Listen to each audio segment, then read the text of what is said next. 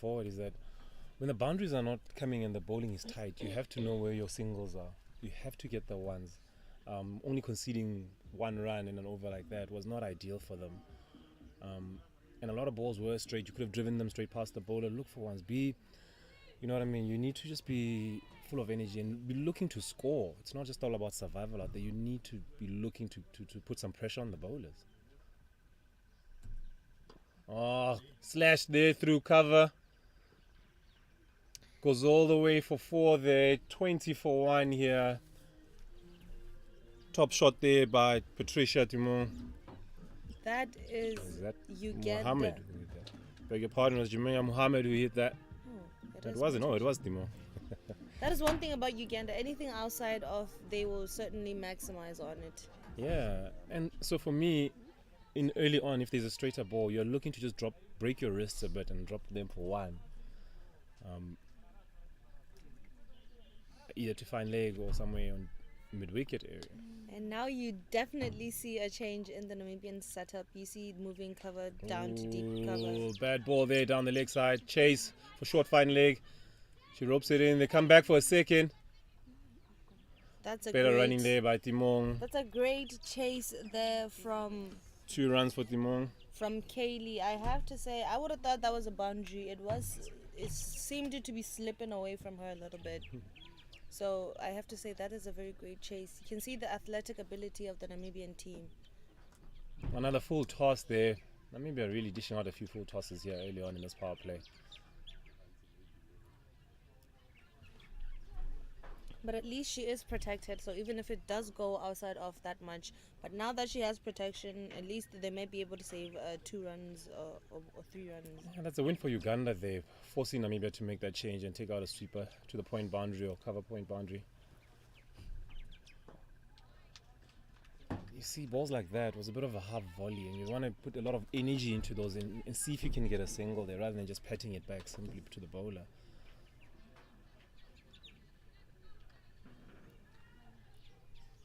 Seems a little bit like they're just searching for the boundary ball, and in between they're happy to just defend. Top shot there, single towards cover. I have to say Namibia does have some beautiful flat throws that I've seen throughout this tournament, and everything they collect, they seem to be taking it to the keeper. That must be the message that the coach is sending out for them. The keeper is protected more than the bowler, so dot ball there to finish by Kaylee now. 23 without loss, 5 overs bowled. 23 for 1, 5 overs bowled. Thank you there. Run rate for Uganda seems to be going down by every over, from 5 to 4.82. It's something that they have to be wary of. If this is the pace they're going to go at, there will come a point where they go at 3 and over.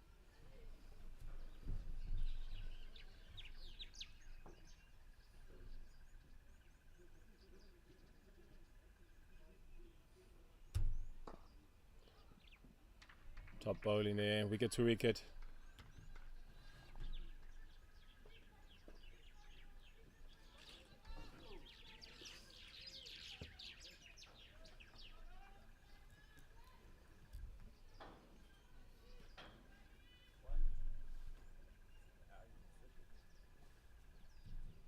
Oh, top shot there, driven through cover point by Timon.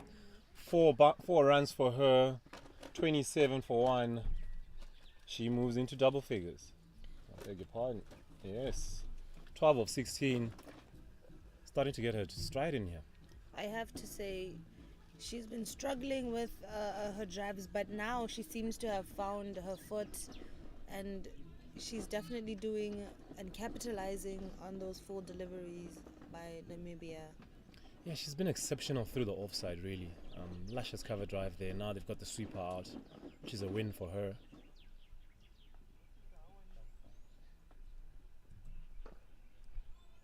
Top bowling there. Back online there.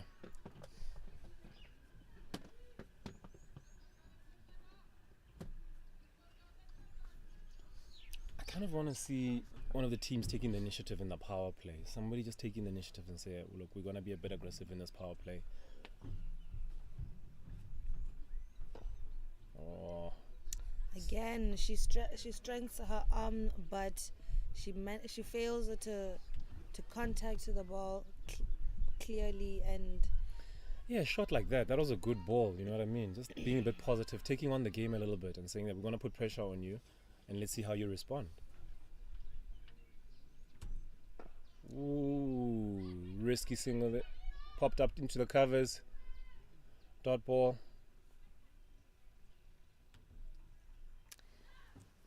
a lot of early miscommunications between batter here for Uganda. They have to be careful about that.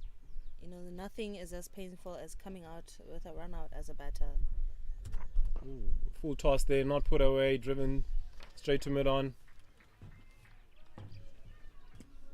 That's the end of the over. 6 overs bowled, Uganda 27 for 1.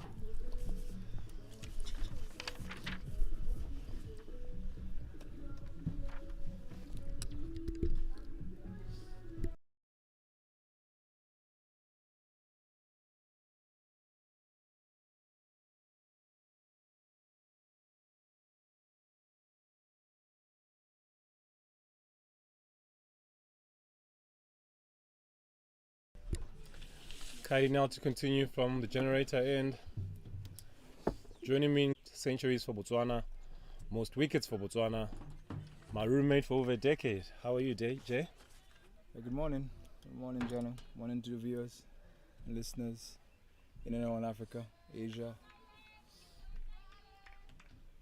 Yeah, it's been a pretty humid morning and a quiet day for Uganda also. In which seat would you rather be right now? Who would you say is the happier of the two sides? Ooh, driven through backward point there. Covered by third man. Coming back for 2. Dimong gets back for 2 there. Takes her score 2.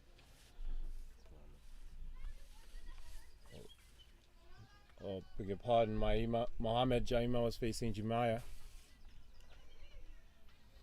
Yeah, Jay, who would you rather be? Whose seat would you rather be in? Yeah, I'd rather be in Namibia.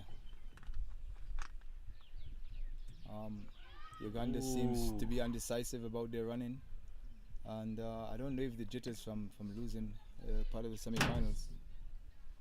They don't show as much energy as they did the first couple of games. Yeah, I mean, if you look at the 2 runs that Mohammed scored down to third man, simple 2 runs there, and they made it very, very tight.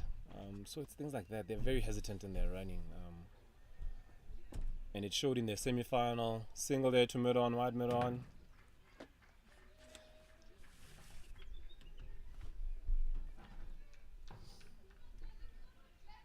Yeah, they're playing for 3rd and 4th places here.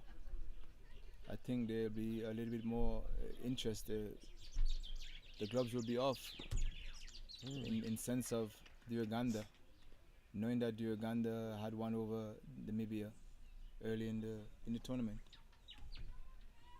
Yeah, true.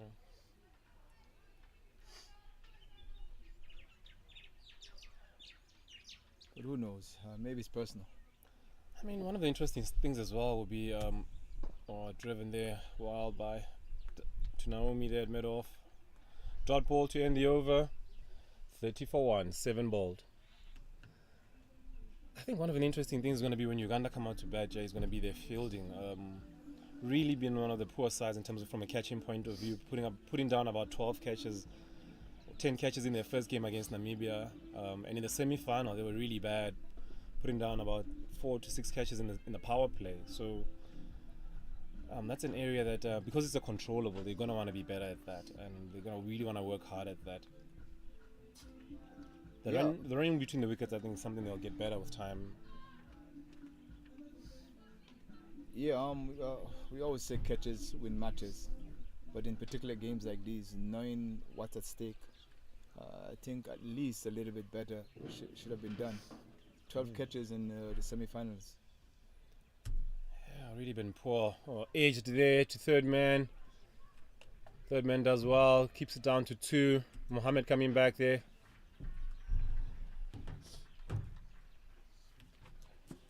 Yeah, as you said, things that is in your control: bowling, fielding, catching.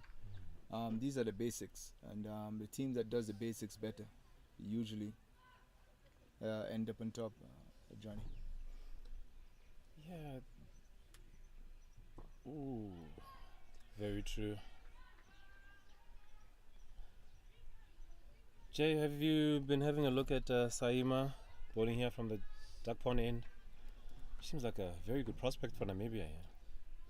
Yes, I can see a little bit way movement, but technically, in the mornings here, Ooh, full toss, gets away with it. Only conceding a single to fine leg. yes, technically in the morning here at Oval 1, the air is a bit thicker, and he tends to get something out of the wicket in the mornings, in the afternoon, basically. If you can't move the ball for off the seam, you don't have nothing much to work with.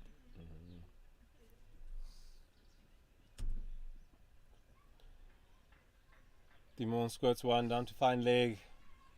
Should come back for 2 quite easily. Uganda 35 for 1.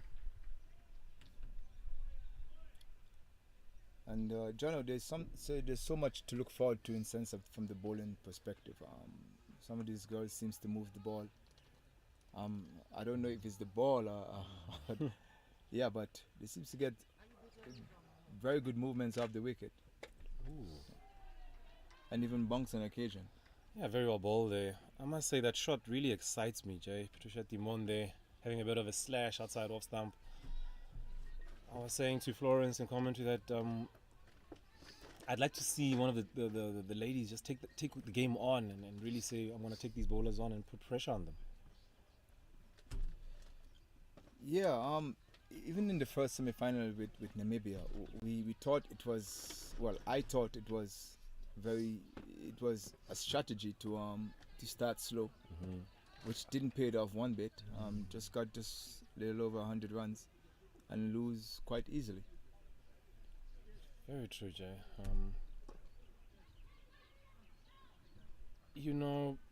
And that's the end of the over. 36 for 1, 8 overs bowled. Yeah, if you look at it, Namibia only keeping 2 out, still, even outside the power play. So, as a top order batter myself, I'll be looking to. Sometimes I view that as a bit of disrespect, and I want to get my single. So, I'll push these fielders back. I'll use my feet to the seamers, try to hit over the top, and make sure that long off, long on drop back. And that way, it allows me to then just drive balls down for 1. As you see now with Yorinda Furi coming in from the generator end, it's not going to get easier. She's quite a wily seamer, comes in, hits the deck hard. So they'll be looking another fielder going out there now. They've got fine leg, third man, and a sweeper.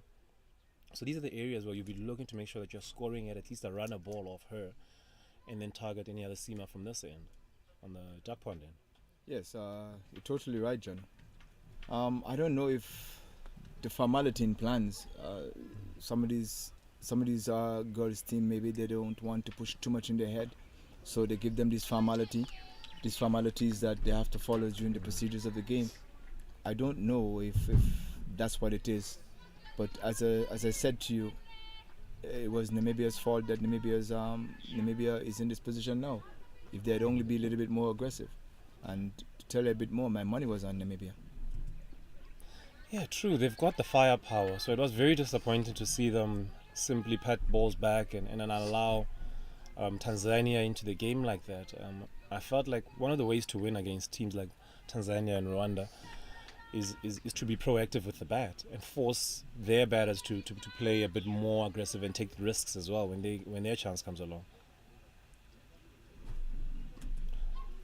Very well done there by Mohammed down to third man. It's exactly what I was talking about. You want to make sure that you're taking these singles and not simply allowing the bowlers to just dot you up too much. Yes, John. Namibia, basically, we should say one of the disciplined also from the bowling fielding point of view. It's it's very good. Something that you can look at. The other teams can take preference and try to see how they can improve themselves also. But in sense of Uganda, as I said, I do not know the game plan. Now you're in the semis. You're already beaten in Namibia. You just have a good go at it, particularly in the first 6. Very true, Jay. They've got the experience, they've got the power, coming from one of the more professional setups.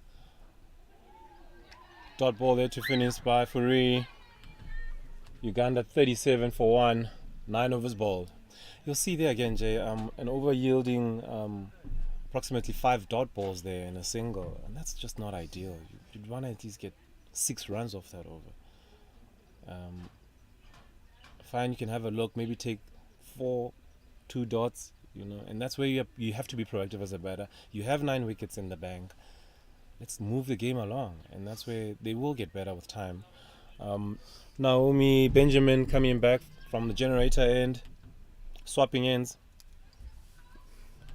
Yeah, I really don't know what to say. As I said, information is very important in life, and some of these teams, and in particular from the management point of view, should have some sort of information going forward to at least the semis, and now in the what we call cup games. Yeah, look at Mohammed there, rocking back, letting the ball come to her, and then breaking her wrists on impact, taking a single down to third man. They need to know where your singles are, and she's been exceptional. And Timon sort of looks to go, boundary and dot. So she can just work a little bit more on her singles in between the boundaries. She's been exceptional on boundaries, but she needs to get those ones. Again, another dot for her. She faced 4 in the last over, and that's her 5th dot on the trot. So it's really poor, and as they grow, and these are the statistics that the coaches also have to use. What is your dot ball percentage? It really has to be low as a top order batter. You can't have a high dot ball percentage. It puts the team under pressure. Full toss.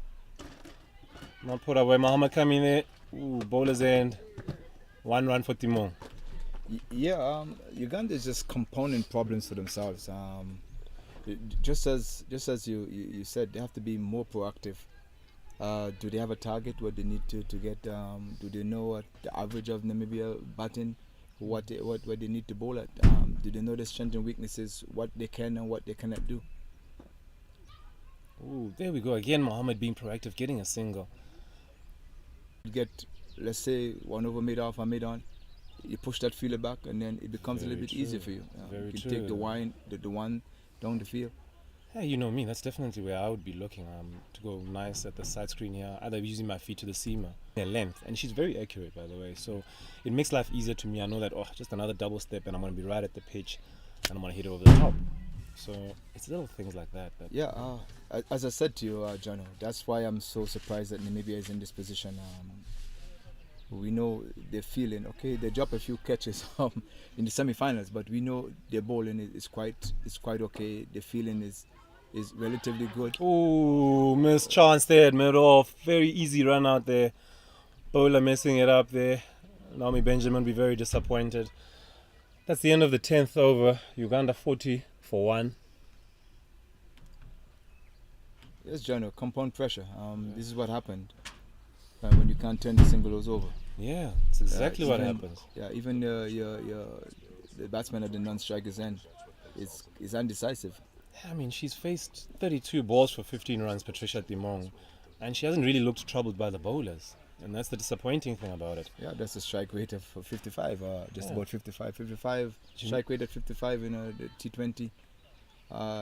Doesn't matter where you bat. Yeah, Jamia Mohammed, on the other hand, is 22 of 26, showing that she's been proactive and trying to get those runs. Oh, again, looking for third man there. Simple things like that I'm talking about. Unfortunately, dot ball for her.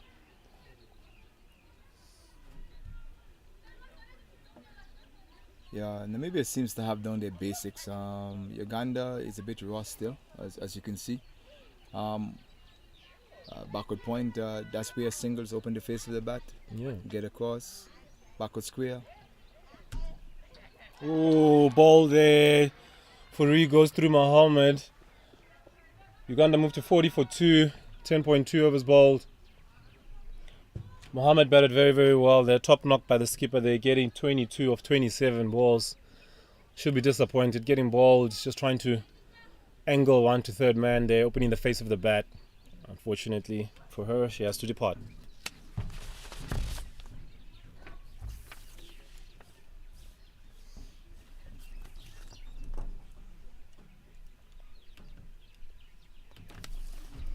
Listed at number 4, we have Whitney Nasuna.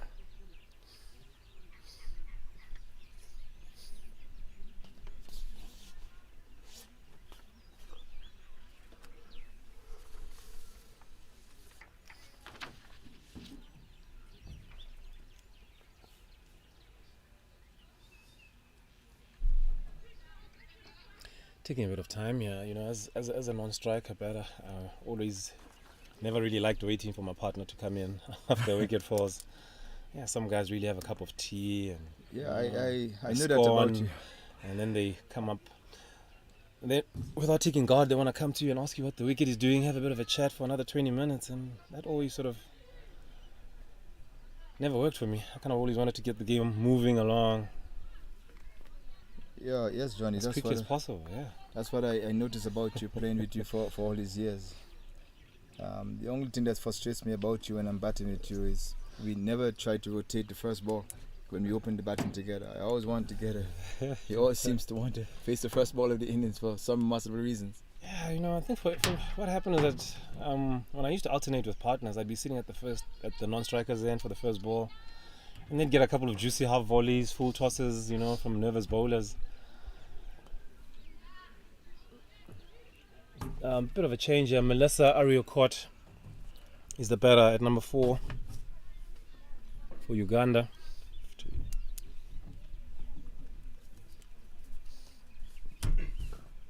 Oh,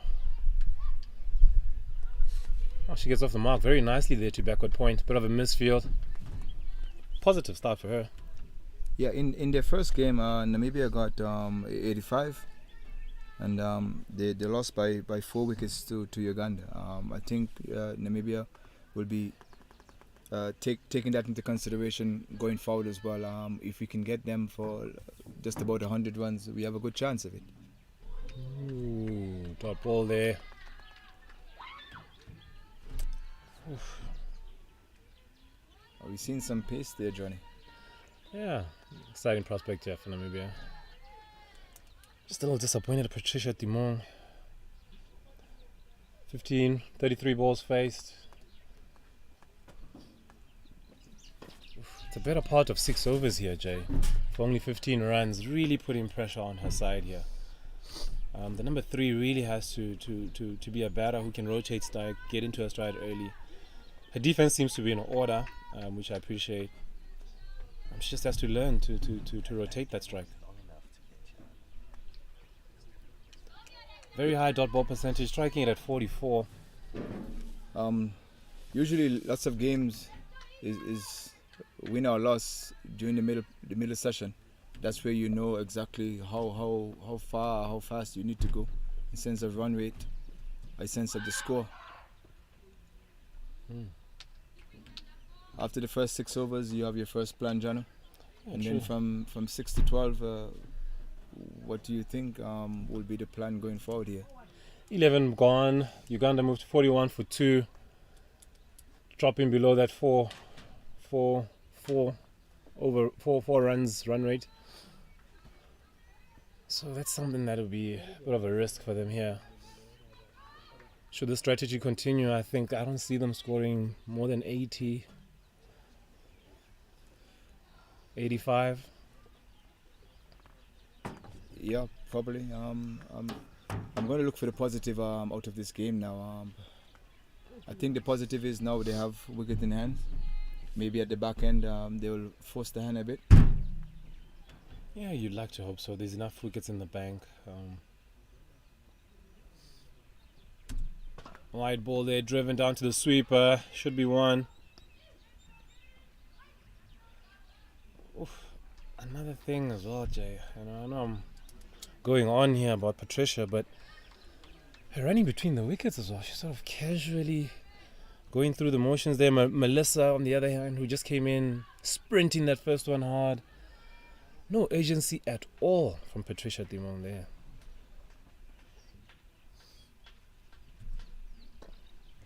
Again, getting a single there. Well done by Patricia. She'd want to do that a bit more often.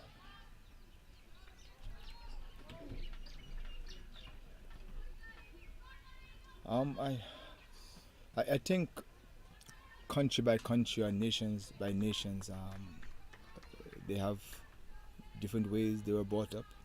What word should we use? Cultural.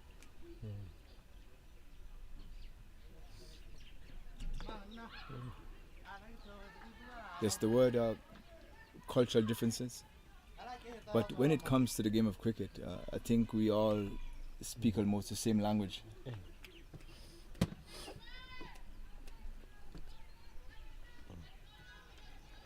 Yeah, true, Jay. There are some proper guidelines of doing things. Obviously, the modern game now, there's plenty more ways of going about it now. It's almost like find your own way.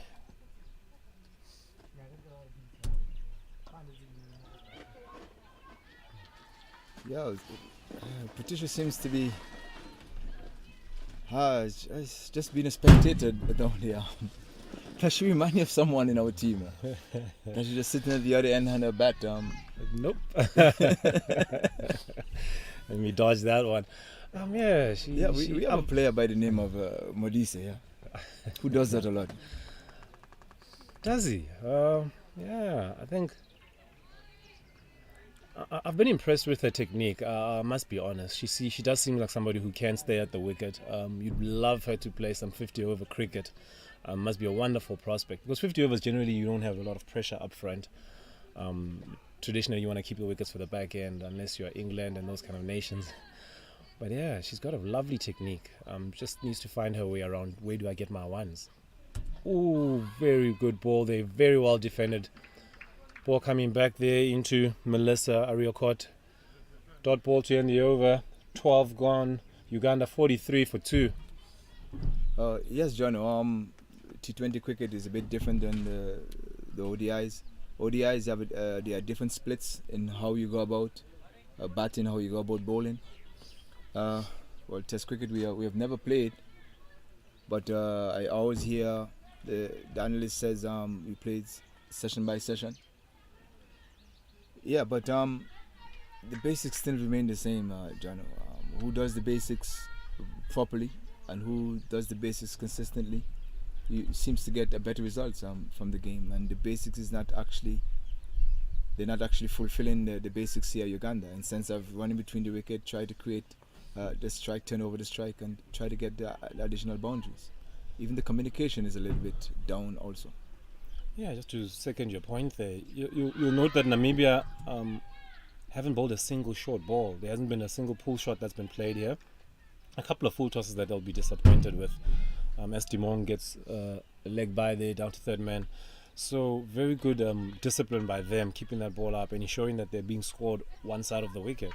The leg side, there's been very, very few runs, a couple of leg buys and things like that.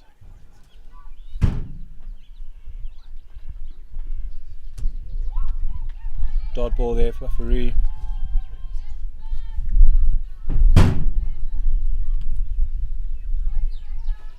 Yeah, it'd be interested to see how many extras Namibian have give so far, Jono. Only 2 wides and 2 leg buys, and we in the 13th over. It's exceptional by them. Yeah. Very good discipline here by the Namibians.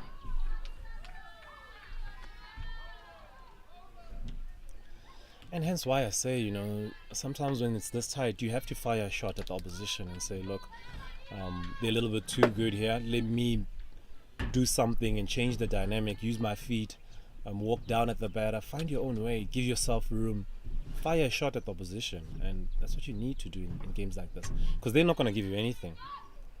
As one is squirted there down to third man there by Melissa Ariokot. We also mentioned team plans or game plans, and Namibia seems to have it down. They have the third man back, and the extra cover sweeping, and just attacking just on and about off stump. Oh, as we speak about it, third wide is bowled by Namibia. I mean, you'll note that they won the toss and sent the opposition in. And for me, the clear ploy, in my view, is that they're looking to get the Ugandans out cheaply and then chase it down very, very quickly and head home. So Uganda now, the ball is in their court to make sure that they get a big score here and win this game, being sent in by the opposition. Oh. You see what I mean by Patricia at the moment, and it says ... or big shot. Yes, Uganda seems to do things in spurs, Jono. I was fortunate to come into one of their games, and it seems like in sessions sometimes they're a bit low, but by nature they are very attacking team by nature. I don't know if it's opposition now, it's a problem, or maybe they don't have much to play for. You never know, but every game should be of some significance, in particular when you're playing in a high-profile tournament like this. Every game that you represent your country, you should come out there and really, really fire. There's no such thing as a dead rubber when you're playing for your country.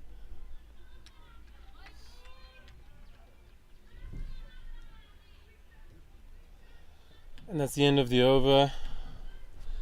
Uganda moving to 47 for 2, 13 overs gone. We're going to have a change in commentary.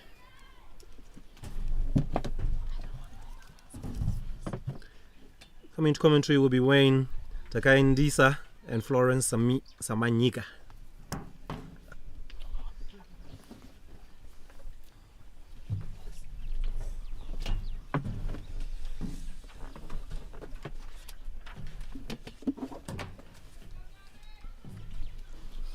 Thanks, John. Thanks, James. 47 for 2 after 13 overs. Namibia winning the toss and electing to field. They'll be somewhat happy with the start they've had into the third, fourth place playoff in the Under-19 Women's T20 World Cup Africa Qualifier. As we see Malise Ariakot taking a single off the bowling of Benjamin. Not alone, as I'm joined by Florence Samanyika. Florence, you enjoying the game so far? Not really. The game is a bit slower than usual.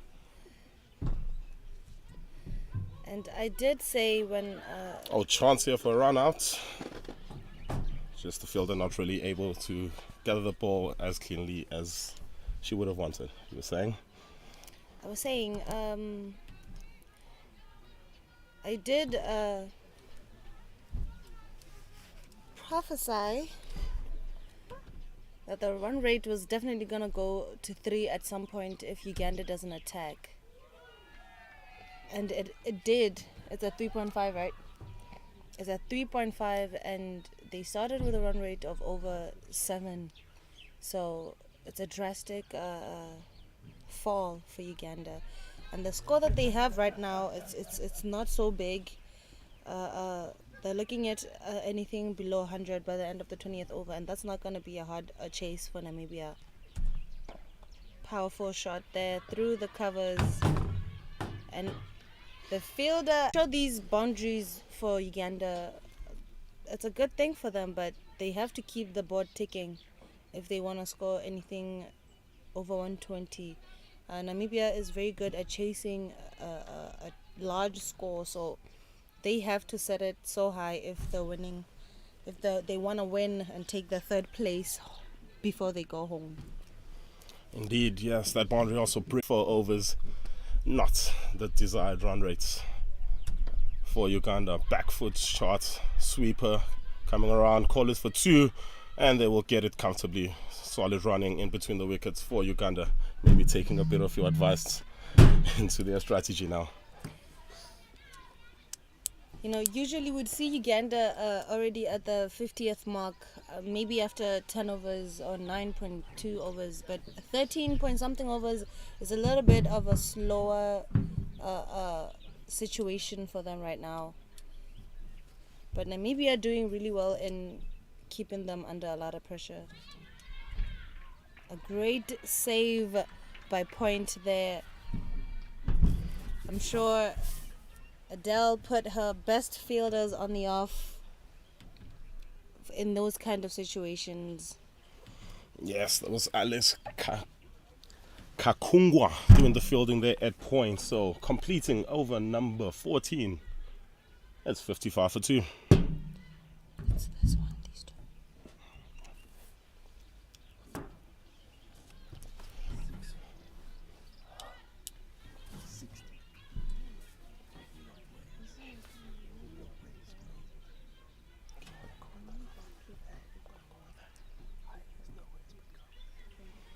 So I beg your pardon, 60 for 2, 14 overs gone. Uganda still 6 overs, 2 bats, looking for a chance to start accelerating the run rate here.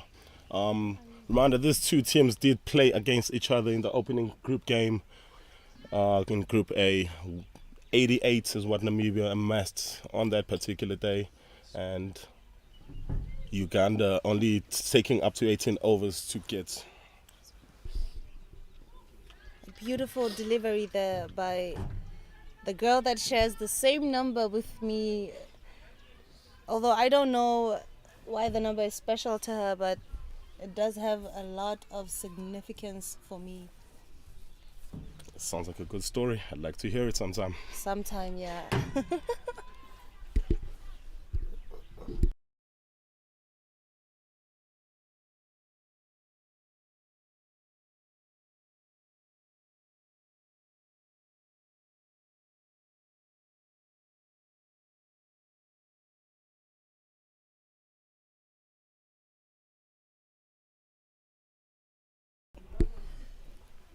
It's really going to be a tough fight for Uganda if they don't push the score to at least 110. It's going to be an easy chase for Namibia. Yeah, intense there from the skipper, but not the connection that she was looking for. Another single, at least starting to rotate the strike and getting a couple of singles. The Ugandan batters. So as I alluded to earlier, these two teams playing against each other all those days ago, what feels like an eternity ago now. What do you think they would have learned from each other from that game on the 3rd of September? Well, Namibia has definitely learned that even if it's a small total, they can... Oh, chance for a run out here. And... well, not really too much intent from the wicketkeeper there, and it is a dot ball. Yeah, I was saying, Namibia knows that Uganda can defend a small total. I mean, they did defend 86, so it's not that much of a worry to them. But I think that's why they're keeping them at a smaller rate. Got it down to third man. Does very well in the field is Mwatile coming around to save what is a couple more runs to the total. Yeah, it seems these two teams really do like a very close game, a very close encounter. But will this game really mean anything to either of them, both not making it to the World Cup? Disappointment they suffered a couple of days ago. Will this match mean anything? Or is it my least favorite phrase, a dead rubber? I wouldn't say that at all. You know, this is their first time playing, so although there might be a little bit of disappointment in there, but they're at least taking home a lot of experience. They know that after the World Cup next year. And Boulder, beautiful middle stump is castled and the furniture is disturbed. Wicket number 3, 60 on the board, 15 overs gone. Namibia on top. But you have to see Uganda. I don't know if it's because they felt defeated after losing the semi-final, but the energy they are portraying in the middle there, it's not that we know of Uganda. We know them as an aggressive team. So the way things are rolling out, the run rate, the way they attack the bowlers, it's something you can see that it's off. So I do have to say they have to pick up their feet if they really, really want to push through for the third place. But it's all going to happen in the second innings, so we'll just have to wait and see what the final score for Namibia to chase is going to be. Yes, the old adage in cricket, both teams have to bat on the same wicket, so very hard for us to judge where this match hangs right now, only 15 overs into the piece. Sandra Char, the new batter for Uganda. She comes in 60 for 3, 5 overs to go. This is hammer time for any F1 fans out there, the time for them to start going for boundaries. Definitely. As you can see, there's been a change of bowlers. Muatila coming in, left arm spin. So now would be a chance for Uganda to capitalize on slower balls. The boundary seems to be protected on the leg side only. So I wonder if that's a good idea. I mean, Uganda can drive, so anything over the top, mid-off and mid-on is definitely going to be a boundary. So I don't know if Adele is wary of that. Yeah, seems to be a very attacking field here. Starts off with a full toss, and as Florence has alluded to that she has been predicting, and she's been predicting correctly so far, over the top of mid-off, another boundary for Uganda. And I did say it. They have to be careful when they make a change of a setup for a spinner, especially a left arm spinner. Most of the balls have a lot of flight, and they sometimes tend to be wider because of the action, the way they're coming in. So it would be advisable to push back the other two straight fielders. Clearly, Florence is in the wrong field here in the commentary box. As a full straighter one this time goes to the one of the two fielders protecting the boundary on the leg side, just a single. So first chance to see Sandra Chow in this match. Speaking of Mikel Matile, she's been one of the shining stars for this Namibia team. What can she take away from her personal performance following her team's overall disappointment? I don't think there's anything to actually take away. She's been performing exceptionally good, but both with the bat, she's definitely stronger with the bat. Big shouts, big shouts. Mr. Aino Chabi is not moved. Oh, interesting little shout there. Having a look at the replay and looking like the right call from Mr. Aino Chabi. Pitching outside leg. Mwatile, after that disappointment of the first ball, has bounced back the next two. And the third as well, outside off, missing the out stump. Now she seems to have found her line. Yeah, she definitely is finding her line. She's giving it a lot of air though, which would, in inverted commas, make it easier for the batters. Doesn't seem to be. Over the top of mid-on this time. This time it is trickling to the fence, and yet another boundary. Florence is on fire with her predictions. And I'm actually happy with Uganda. They were able to come out of the crease and attack the ball before it bounces, because she does have a lot of flight. So if you do meet it before it bounces or spins and takes a turn there, you're definitely guaranteed a boundary at that point. This is correct, as we have seen 2 times out of the 5 balls this over. How can she end this over? Full toss. That's in the gap. Nobody's getting there. Third boundary in the over. Big over this for Uganda. This should kickstart their innings. Over number 16 gone. 73 for 3. And now you're wondering if Namibia is thinking, should they have not taken out Patricia? Now they seemed to have brought in an angry bird into the nest. Now she's hitting boundaries like it's a child's play. Indeed, Patricia Timong was striking it at very low strike rates for T20 cricket. A Chow is having a go. Oh, turns inside edge and just misses the off stump. Chance for a wicket there, but in the end, it's a single, and runs is all that matters on the board. This over has been quite expensive for Namibia, I have to say. 13 runs is one of the best Uganda has gotten this today. Maybe they are getting into the mood. Getting themselves into the mood very late into this piece. 4 overs gone, 74 for 4 overs left in the piece, I beg your pardon, 74 for 3. What's a good score here, Florence? 4 overs, 74 on the board. What's a good score? Well, Namibia does have a chance to keep them under 110, but for Uganda, they have a lot of balls at hand, and with Sandra Achawa at the center there, hitting all over the place. 115, 120 is a good score for Uganda. So that's what, 40 runs in the next 4 overs. They would have to get a move on. Intent from Achawa, straight to the fielder. But this bounce, it goes over the fielder, misfield, then this might trickle to the fence. Indeed it does. Great way to start this over for Namibia. Uganda, beg your pardon. I did tell you, Sandra knows exactly what her job is there. She comes in the middle overs as a middle order batter.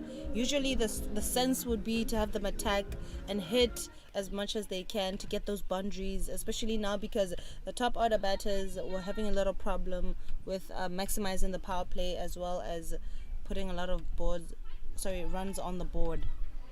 Strays away from her regular line, wide outside the off stump. Protection now on the on the long on boundary this time, looking to protect a little bit more.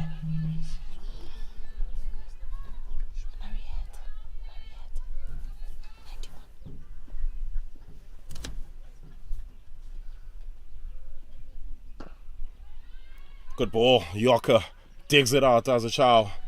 And goes straight to the fielder who's been put down there for exactly that. Van Sale stops it, just a single.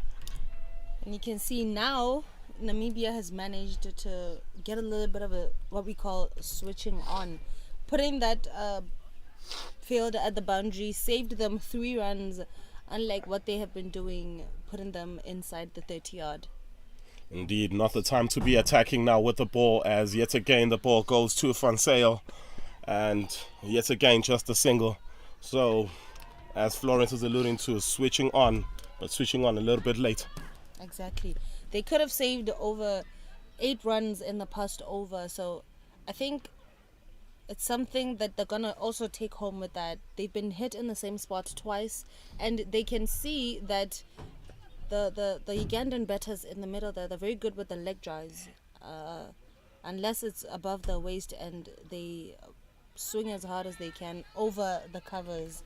So I have to say it might deem fruitful for Namibia at the end, because if they were able to see that they were being sent to the same position in the past over and they were able to fix that mistake, it's commendable as well.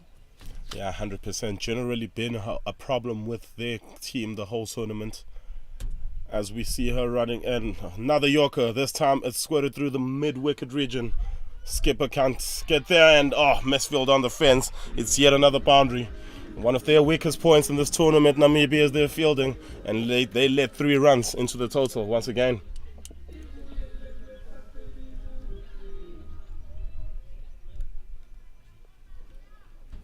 "18 off 8 is Sandra Achawa. Definitely going to change her name at the end of this tournament to the finisher, because she is putting Namibia to bed.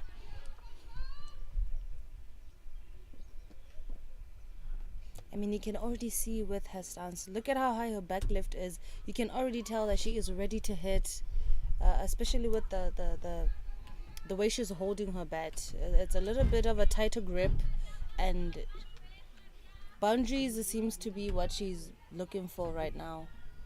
Yeah, both hands very, very low on that battle on the handle of the bat, so clearly looking to dispatch the ball to all corners of the park, and also making Gauli switch up her lines as we steal her ball wide. But what a comeback from Gauli. Very good ball that, outside off, big swing, nothing doing for Sandra.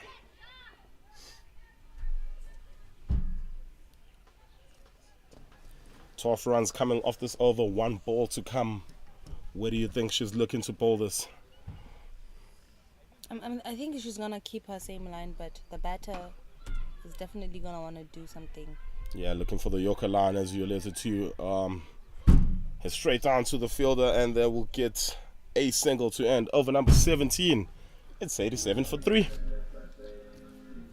So look at that, 13 runs from 80 to 13. I have to say, Uganda is looking at a big score right now. Not as big as the ones we've seen so far in the tournament. Definitely. But at least anything above 120, it's definitely defendable. And if they are able to take Sandra out, they could actually reduce that score a little bit. Nothing breaks the heart of the batters at the crease than having somebody new coming in at the end of the overs, because obviously we all know that it's customary to have your opening bowlers back to end the innings. So right now it would be best for the two at the center there to finish the game for Uganda. Yeah, precisely, as we see Kakungwa coming back into the attack. Beg your pardon, coming into the attack for the first time today. She has been one of the opening bowlers for Namibia throughout this whole tournament, and today she's coming through at the crunch time.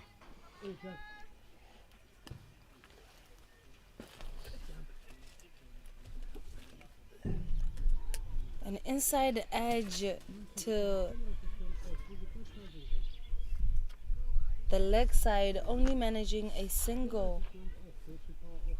I have to say, the umpire calls a no ball. Yeah. Although I do not know why, it seemed like she overstepped, because the fielders at the boundary are enough. Yeah, not quite sure as well why that no ball was called. Very late call from umpire Chubby. But here we go, free hit, right batter on strike. Oh, and she misses it. You know, that's one thing about free hits. You have to keep your eye on it, because you want to maximize as hard as you can. You want to swing your hands, because either you're caught or you're bowled. It doesn't really matter. You're still safe. Yeah, it's an old adage in cricket that all batters just want to hit the ball as far as possible on a free hit, instead of maximizing the situation for your team, getting as many runs as possible. So, good outcome there for Kakungwa, as that's just the dots. This one is short, wide, cutaway, sweeper on the fence. Oh, they're turning for two, and they make it comfortably. Fantastic running between this pair. I have to say, though, I think a deep cover was a bit slow on that one. I don't know if she was appreciating that she got a clean pickup, but the throw just came in a bit slower than usual, giving Uganda a chance to run for the second one. Definitely appreciating her clean pickup, and I'm appreciating the batters for their awareness and running wise. Drop and run comfortably through. Yet another single. If you don't hit it for a 4, it's got to go for runs. Definitely. And this is one thing about the middle order. They hit you and they take quick singles in front of you, because they already have enough energy left, because when you hit a boundary, you don't have to run. Now it's easier for them to run quick singles as well, if they're not getting their boundaries. This probably will be no. It's not a no ball, and none of the fielders really looking to catch that. No intent whatsoever from either of the fielders for Namibia. They saw the two batters come through for a single. Not a no ball, as well as the ball dipped on the last second. Umpire safe. You know, that was a chance for Namibia to take Sandra out. You know, sometimes these efforts that we fail to bring in as players in the center there really tend to cost the team a lot. You give her a chance, she will come back hotter than before. It's a good comeback from Kakungwa after losing her bearings over that last delivery. Pitches it right on the money, and it is defended for a dot. So 1 ball to come. Business end of this, the third place playoff. The curtain raiser to the final. That final live on Pitch Vision, 2 p.m. You guys stay tuned.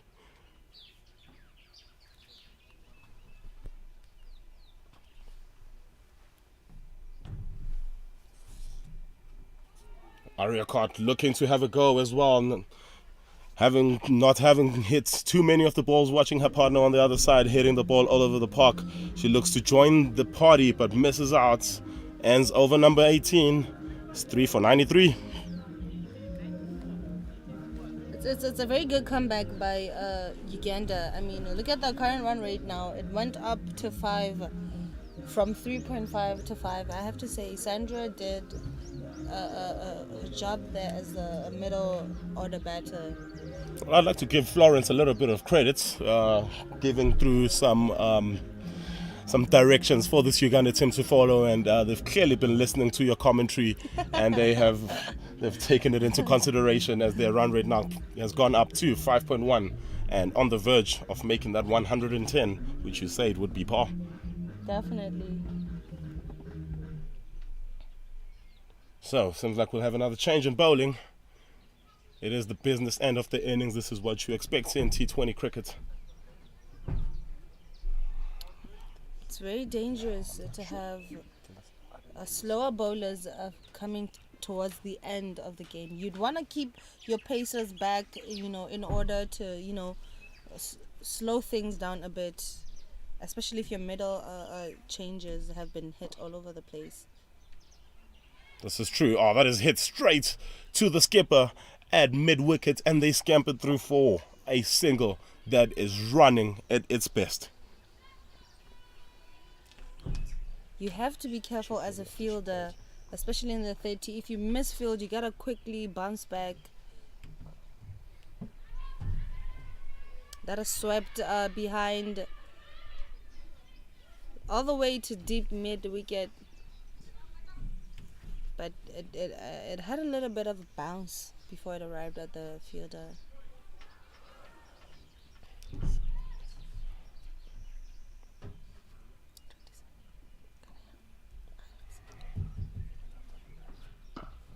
This one is full. Good use of the feet.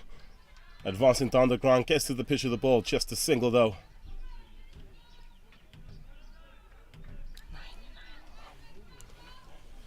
Yeah, the new bowler being Angela van der Merwe. Started off well in this, the penultimate over of the innings. A single, a double, and another single. Down the leg side this time, and it is wide. Sandra missing out there. But they will take the extra run and the extra ball to follow as well.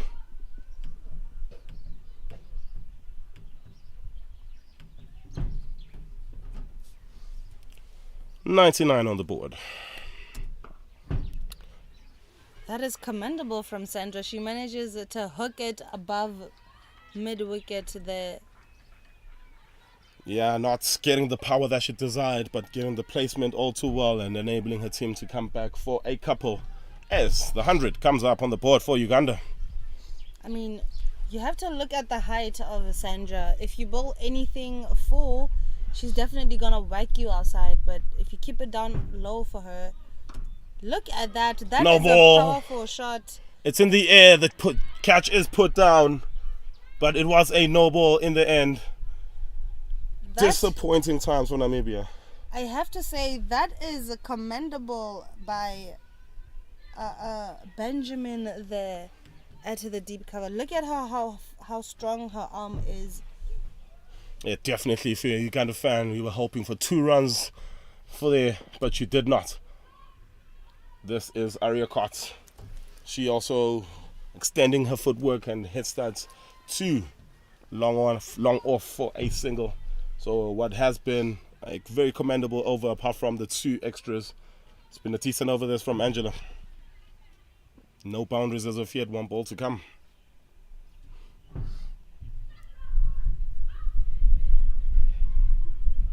The question is how?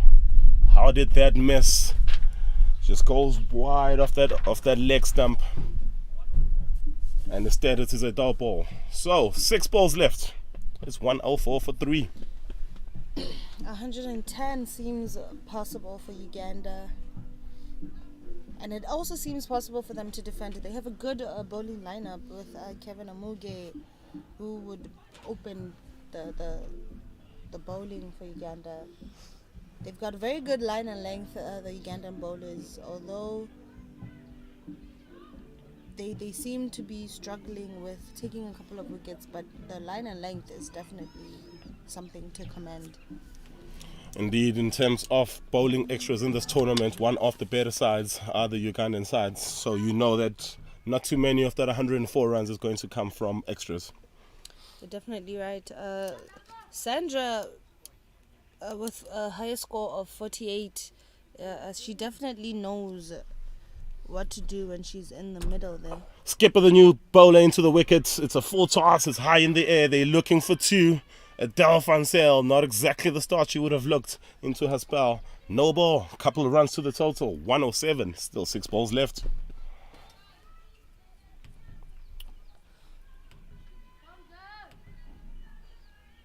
This partnership has been absolutely brilliant for this Uganda team. It's on 47. It's in the air. She goes for the catch.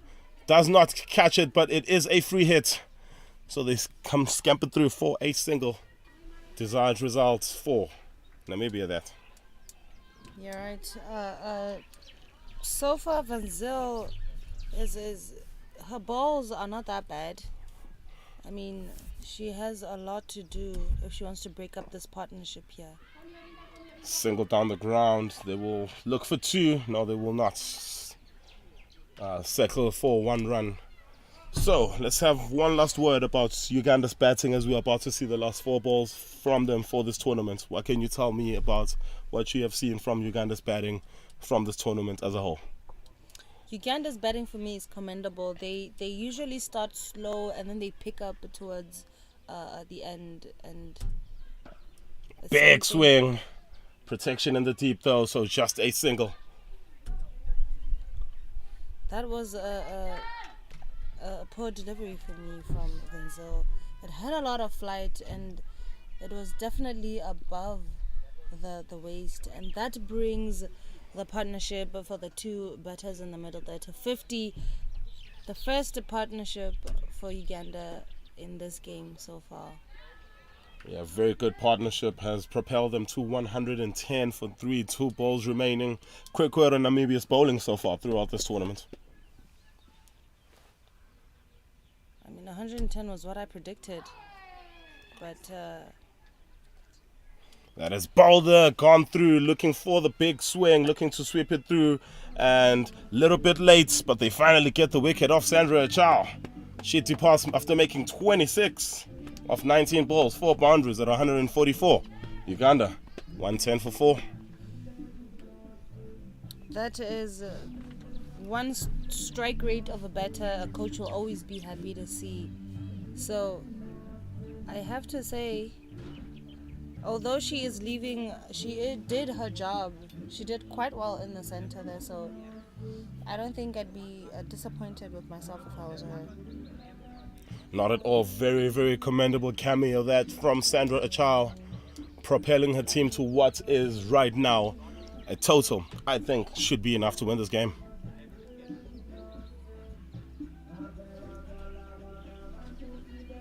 Only 1 ball remaining, so I wonder if the new batter coming in there, number 75, Immaculate Nandera, the lefty for Uganda, I wonder if she is going to finish it off with a big shot, or will it be a good delivery by Van Zyl?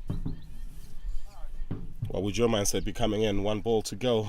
Were It's you 1 looking ball to to hit go. it? You'd really want to swing your arms. You have nothing to lose on that one. Apart from your wickets? It's a win-win situation for both the teams anyway. A wicket to end the over, or a big shot to end the over. Indeed. So the final ball in question is about to come. Big shot. Bowler's not interested, neither is the umpire. And that concludes the batting innings for Uganda. 110 for 4 in their 20 overs. It has been a fantastic second half to their innings. And 111 is what Namibia are going to need to score in 20 overs. Your words on that first innings? Uganda starting off a bit slow with reaching the 50 after 13.2 overs. Coming back to put 60 runs in less than 7 overs is definitely commendable. I'm very, very happy with the performance to the second part of the innings. Namibia would have to do much better than they did the first time they played Uganda. They already know how they play. They already seen where the weaknesses are. So it's definitely going to be a sweet ride for any team back home after finishing third at the ICC Under-19 qualifiers here in Botswana. We do have a few noticeable performances from Uganda. The captain, Jimia Mohammed, only managing 22 from 28 with 3 boundary fours, and Annette not out, although it was the only ball of the innings left. It would have been better. It would have been nice for her if she did finish it off with a powerful shot. Alaka Praskovia really not doing well, actually. 0 from 2. I have to say it's not her. But Patricia taking a lot of dot balls with 18 runs from 42 balls. I have to say, as with a strike rate of less than 40, that's a lot. It's a dugout for Indeed. yeah. And then we have Melissa Ariakot, who's not out. She has a 30 runs from 32 balls. That is the highest scorer for Uganda today. And looking at the bowling figures, Benjamin conceded 23 runs with an economy of 5.7.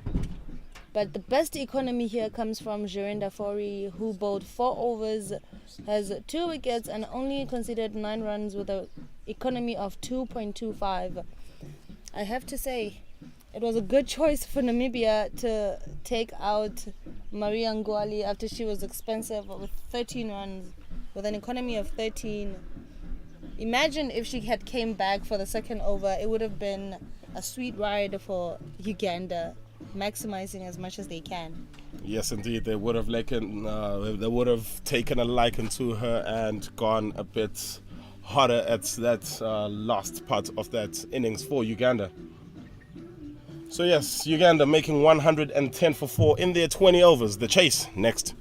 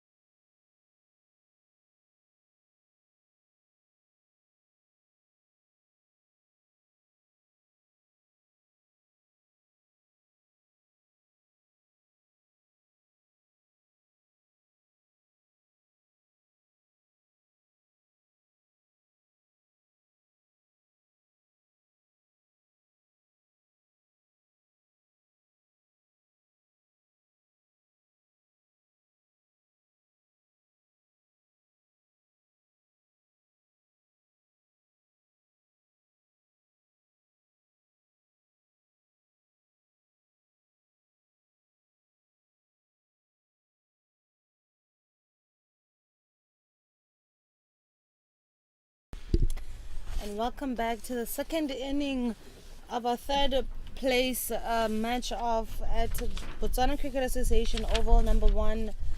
Opening the bowling for Uganda is Kevin Amuge, the best bowler for Uganda. And coming in for Namibia is Moatila and Garasas. As you can see, there has been a change for the batting lineup for Namibia. You'd usually see Van der Merwe and Moatile starting early.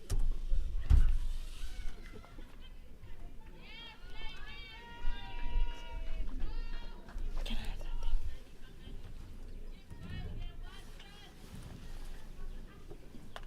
thing? And joining me in the commentary box is my senior, Mr. James Moses. Thanks, Florence.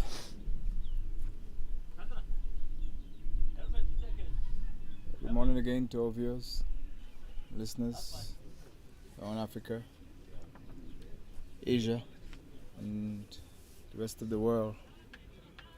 Whoever has the opportunity to listen to us today.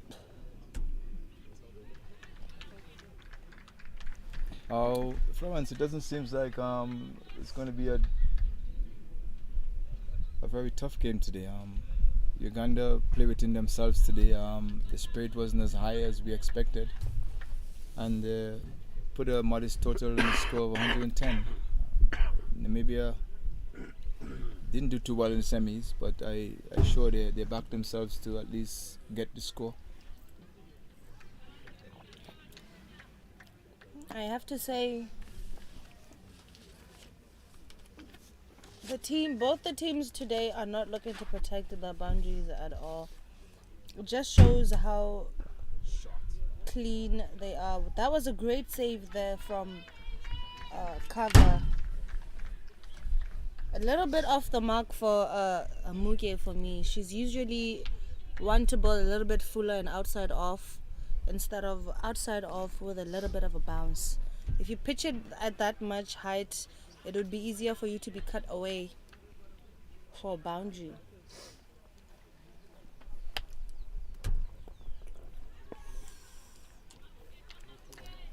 Yeah, Uganda bowling throughout the tournament it's been very good. Their fielding and their batting let them down a bit. Just like today, they didn't bat too well. I don't know what the intent was in the first 6 overs. Even I didn't know what the intent was during the whole process of the game.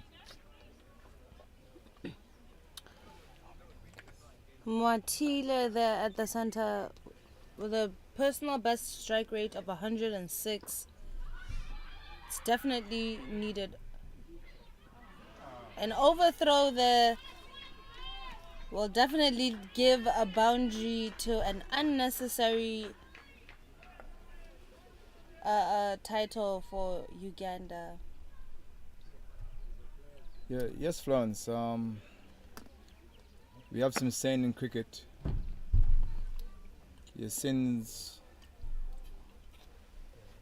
Everyone has to pay for their sins. 110 for 4 wickets. We call that. Definitely, that's the sin from the Uganda batting. You can't have 6 wickets in hand and score 110 off of 20 overs. So I think that's the sin they have committed here, and I think Uganda will try to let them pay for that sin. You're right, that overthrow could have been a direct hit, but because usually Uganda is known for these brilliant direct hits, especially from an angle. They don't have much trouble with that. They could have taken one of the core batters for Namibia.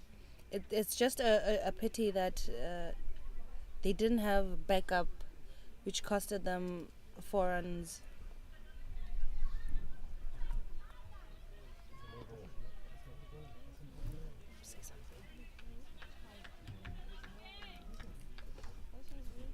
This is the second time we're seeing a bowler attempting a run out to the non-striker.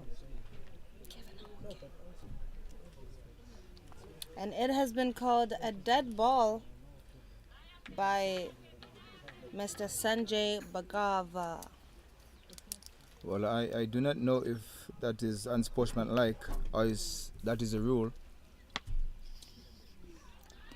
But something went on there, Florence. It was supposing try to deliver the ball and then try to make a run out. Could you explain that a bit more for me? Yeah, usually the bowler doesn't have to be in action for that to be called a valid delivery. It has to happen right before you get into action, and that's when you can actually attempt the run out. But if you've already gotten your bowling foot up, that's your front foot. Your front foot.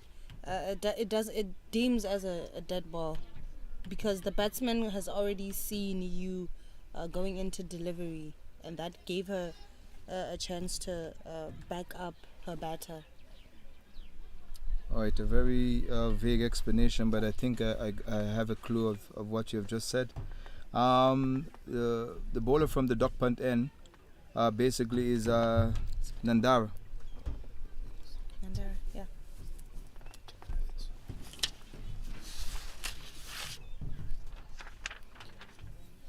Seven runs conceded in the first over. Definitely not a good start for Uganda. A powerful shot just above shot third. Sorry, that was just above extra cover, managing to get a single. Yeah, well, the intent is there from Namibia. Unlike the first semi-finals, which I think they had a game plan and it didn't work for them, but the intent is there. You could see it from the change of the batting lineup, the opening batting lineup. Namibia, I think, is hoping to try to get this out of the way quickly and go home and start the process again for the next tournament.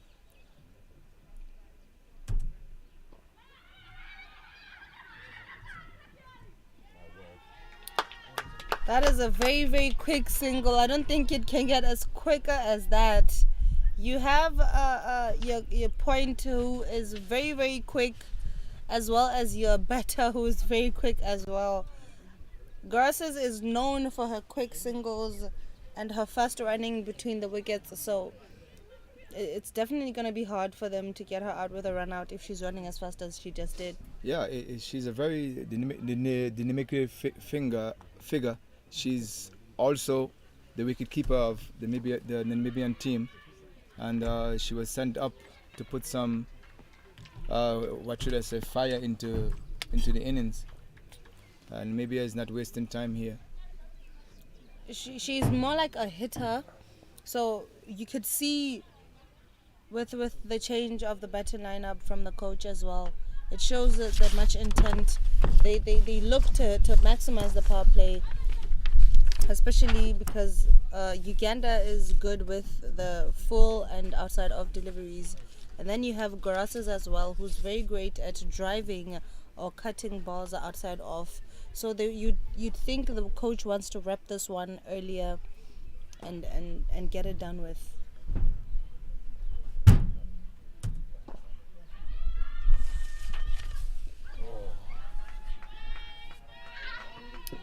And it's races all the way to the boundary for the first four off the bat by Namibia here in the second innings. That was a great attempt.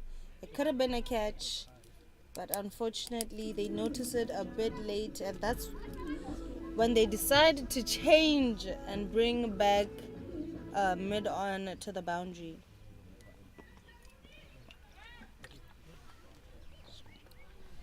The score moves up to 13 after 1.4 overs, 2 deliveries left.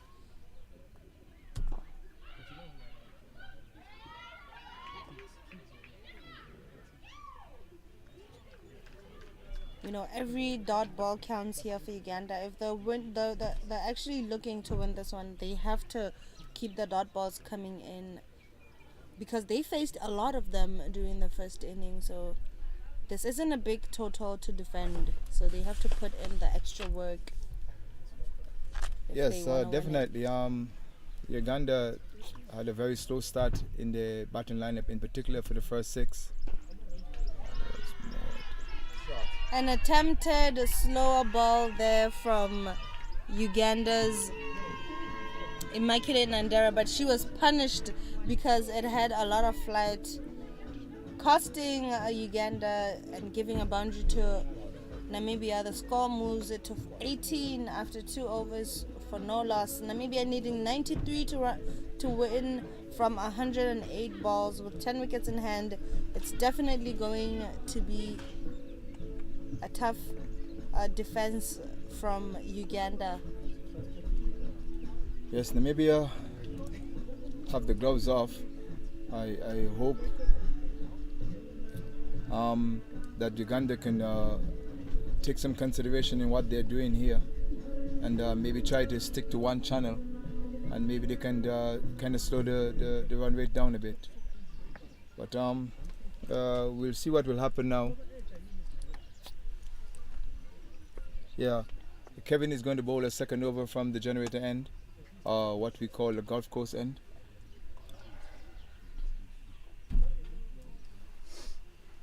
It was a rest day yesterday, so most of the teams are they're very fresh. They're not tired at all because they had enough time to get their bodies to bounce back for today's game. A beautiful delivery there by Kevin Amuge, and she takes out Garas's a big appeal for LBW, and the umpire puts the finger up and gives Garas's the way back home. Namibia losing their first wicket here after 2.1 overs. I have to say, Kevin really did help her team in taking out Garas's. She's very fast between the wickets, and she's the power hitter for Namibia. And now coming in to replace her will definitely be Van der Merwe. The highest, the batter with the highest runs for Namibia. Her highest score being 70, and her strike rate being 105 with 19 fours. I have to say, Uganda doesn't have to relax yet. They don't have to be that happy for taking Garasas out, because they also have another challenge with Van der Merwe in the middle there. Yes, this is one way to stem the run flow by getting wickets. But there's another top batsman for Namibia is in now. Let's see how she go about that. Would she continue the aggression, or would she watch a couple of overs before they continue the onslaught on Uganda?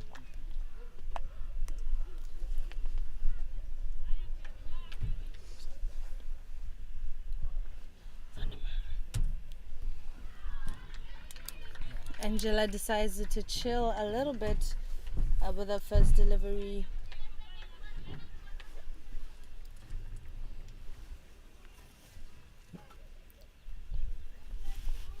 Yeah, Florence. The Uganda seems like they're up for it in the field, and they didn't bat too well. But it seems like now maybe some energy was forced into them by the coaching staff. That was a play in the miss by Van der Merwe. That was a good delivery for me. It was way outside off, but it was inside the bowling line for the umpire. It's a good delivery. Not always so easy to connect to a ball like that, especially if you've taken your middle as your guard. That is smashed to extra cover, and that's 4 runs. It seems like the new batsman seems to be continuing the trend of for Namibia. Definitely. And ball that she has faced, she's definitely looking for a couple more boundaries before the end of the first power play. Yeah, Van der Merwe just got her first boundary.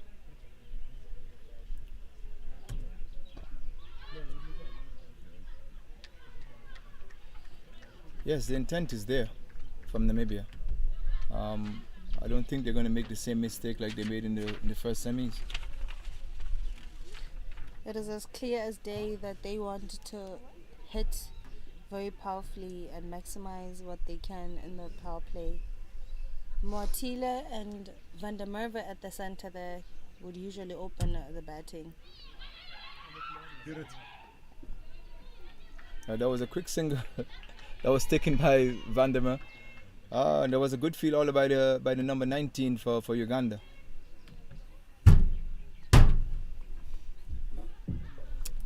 That is Whitney Nasuona. I have to say that was a clean pickup for me, a great stop. If she didn't stop it, it could have been a boundary for, but I have to say the release, the throw back to the keeper. I mean, Moatile was far from making it safe. So if she had just given it a little more power, it could have been a run-out chance. Yes, definitely. That was a clean pickup and a clean throw, but the Namibian batsman was up to the task. The communication between the wickets so far seems to be very good.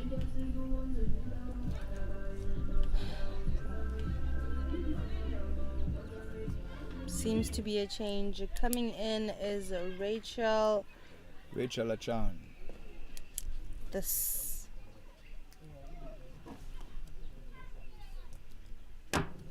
She has an economy of 5.4 so far in this tournament.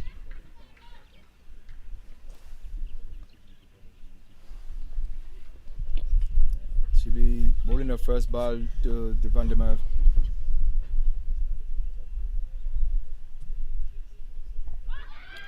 Oh, wicket opportunity. Unfortunately, the ball landed at no man's island. It was a vacant area.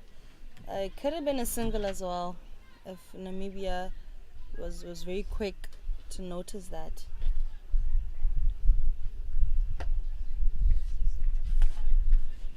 That was usually a slow middle and off. That is top-notch bowling from Achan. Things are not looking so good for Namibia. They've lost two of some of the best batters, but it is up to them to make a comeback. But this was expected of Uganda. They do have a strong bowling lineup. Yes, they do, and they're one of the better fielding teams also. They dropped a few catches in the last game. It was unexpected, but it seems like they got it together on the field today. In particular, from the opening bowler from Kevin, when Kevin started, she seems to be very straight and very accurate. Now the new batter for Namibia is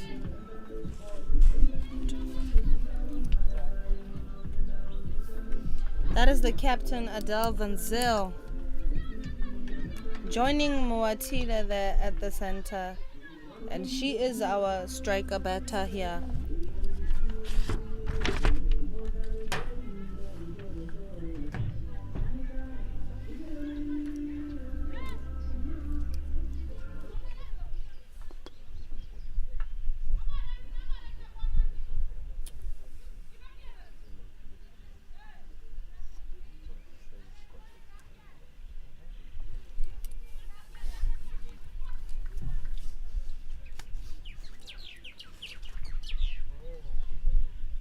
Adele Van Zyl coming third, one of the best performances for Namibia.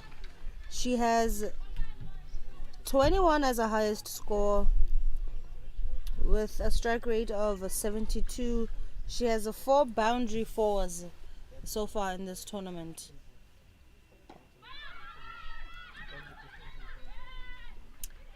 Now you can see the spirit of Uganda. This is as loud as they can get.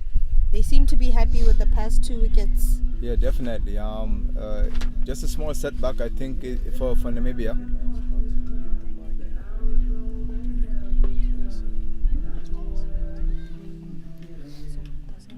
We should stop.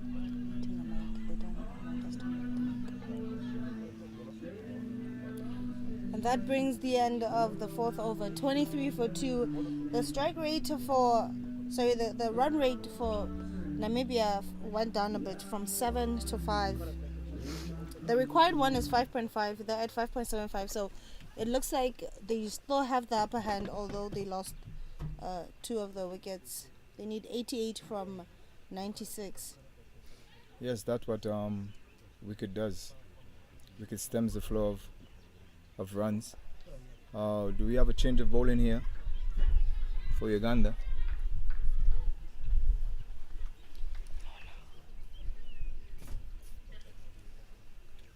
Lorna Anyait coming in from the golf course and Moatile to face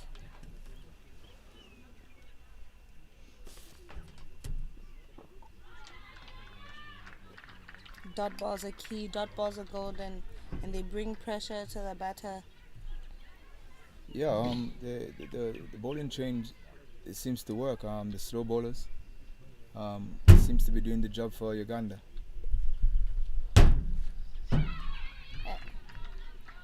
Misses off stump, just a little bit going on over the wickets there.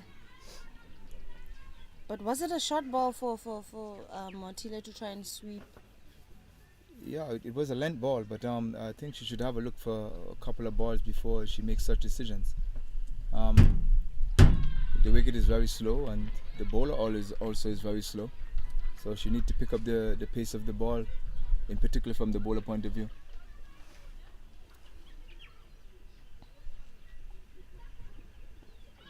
That's better.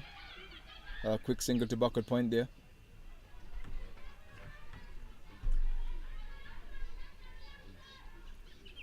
Yes, the Ugandan is storming back here.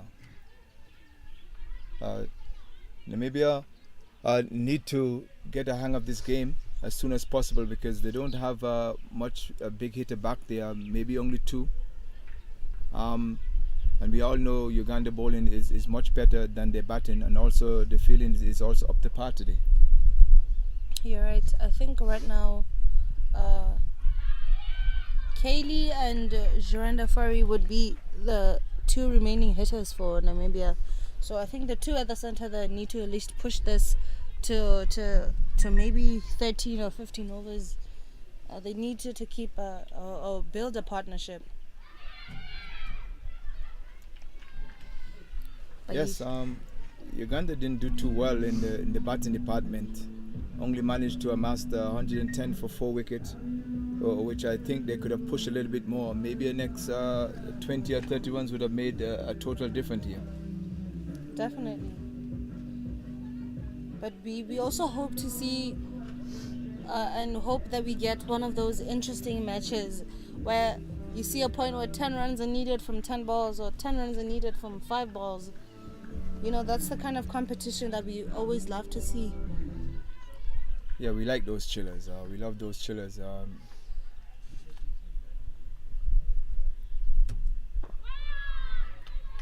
Right in target again. I have to say, I am amazed by the bowling of Uganda. Although I'm used to it, but I keep getting amazed every day because they have such consistency and. Yes, they seems to have it together. In the fielding point of view, the bowling and the fielding. If they can just have a little bit more outright planned with their batting, I think the team could have really done more in this competition. That was a clean pickup again, a good fielder. Oh, and that was a miss run out here by Uganda. That could have taken Adele Van Zyl, the captain for Namibia, back to joining her teammates at the stands. Yeah, Namibia is living up to the expectation here. The feeling has been very sharp, so Namibia have to be careful.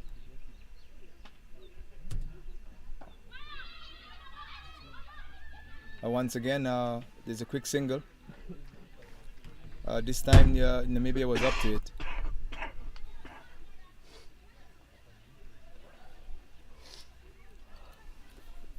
The previous games between these two Florence, Uganda won by 4 wickets after Namibia had scored 85 runs. So it seems to be here again another low-scoring game. You're right. Uganda not doing much with the bat, as we know they could, but they're really maximizing the bowling intent here. You can already see that they want to get the batsmen out other than keeping them in there.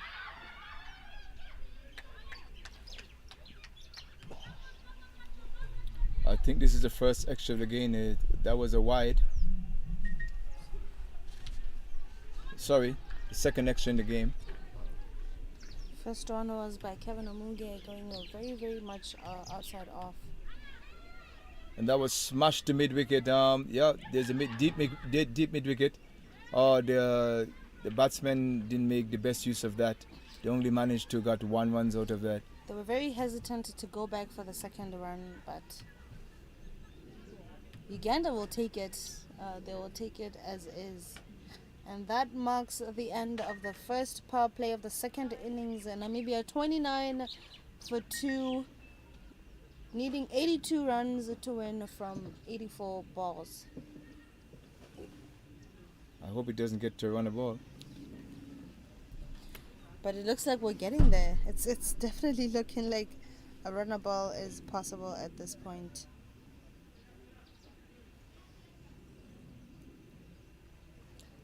Now it's Van Zyl will be facing up to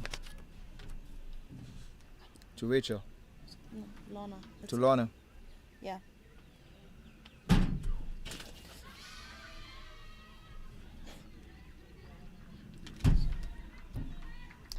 And as expected of Uganda, they seem to have opened up the field a little bit, trying to protect the spinner at the boundaries. We have 4 outside, 2 straight down, and 2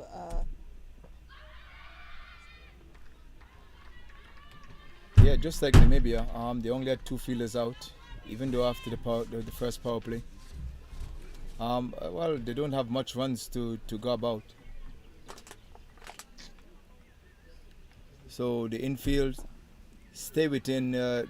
Most of them stay within the 30 yards. They're trying to stem the quick singles here, yeah. Florence. They have to look as much for many runs as they can, because once it becomes a tight game, the pressure's going to be on for the batters in the middle there. That was smacked by Van Zyl. Straight to mid-on, and that's 4 runs. A boundary for Moatile. Sorry, for Van Zyl.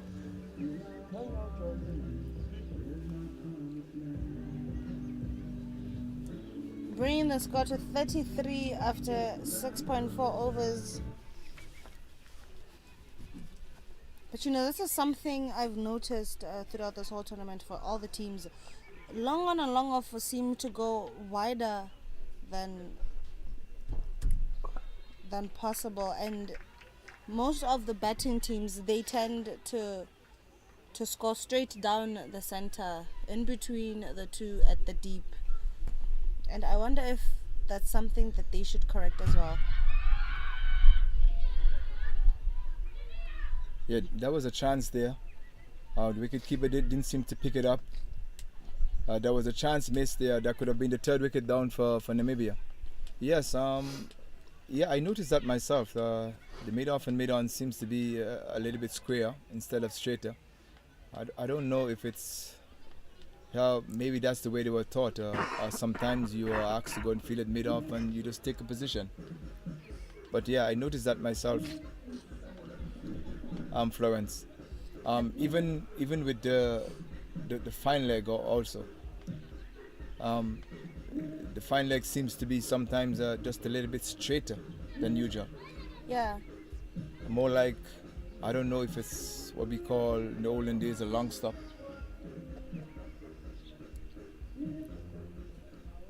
Just Seems someone has sent a message out. The mid-off and mid-on seems a little bit straighter. That was a quick single by Van Zyl. Oh, that was didn't pick up too cleanly by Van Zyl, but sorry by the Ugandans, but it seems to limit them the Namibian to 1 runs. They have to be careful with these misfields because Namibia is looking to maximize from these slower bowlers. They've been hesitant to take 2 runs from the get-go since the beginning of this game, so they have to make sure that they run as fast as they could in the center there if they're wanting to have an opportunity to take the 3rd place from Uganda. That was a beautiful shot, and even long off could not stop it. It was tracking so fast to the boundary, and that brings Namibia 40 for 2 after 7.3 overs.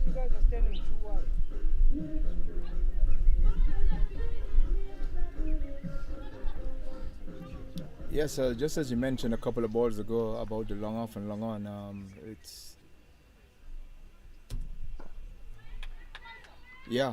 that ball was smacked pretty straightly to mid-off, and the mid-off fielder has had no chance. She just made a minor adjustment here. It just comes a little bit straighter. Yeah, and that was a good comeback ball by Lorna. But that's one thing with Namibia. If they don't get the singles, they'll definitely want to maximize with at least a boundary per over to at least get the scoreboard kicking. Yeah, we can see that for the Namibians, just in the change of the batting lineup. A powerful shot from the captain Van der Zyl, and it slips away from Melissa Ariakot's hand and goes all the way to the boundary, and that brings the end of the 8th over. 44 for 2. That is Namibia.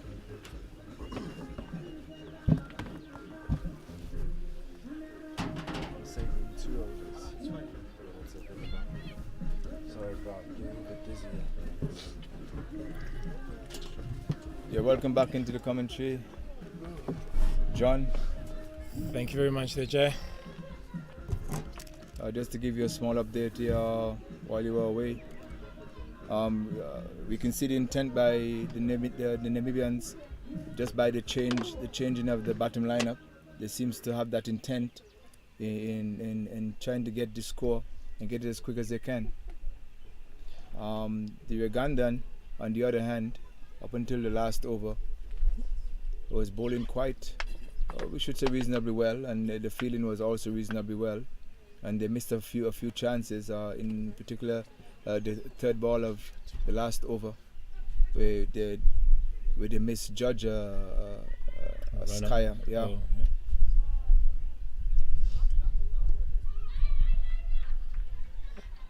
Oh, it's been interesting, yeah. Very positive move, sending Goraras out to open. Unfortunately, it didn't work out for them.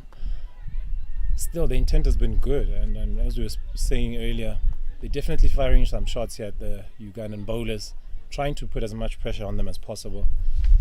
They found it a little difficult against the spinners, though. What do you think? Yeah, I think. Ooh, Montile goes back and gets bowled there.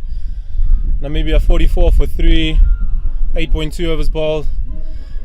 Just as we were saying, Jay, seem to have a bit of a judgment problem there with the spinners. Not sure which length to go forward or back to. I think Jorinda Fourie coming in here. I think what Number is 5. happening, they're not picking up the pace of the wicket. The wicket is very slow, Johnny, as you know. And the Ugandan seems to get a trick here. They make a change from both ends and bring the slow bowlers on. Yeah, and they had success immediately with that. Getting a vital wicket there.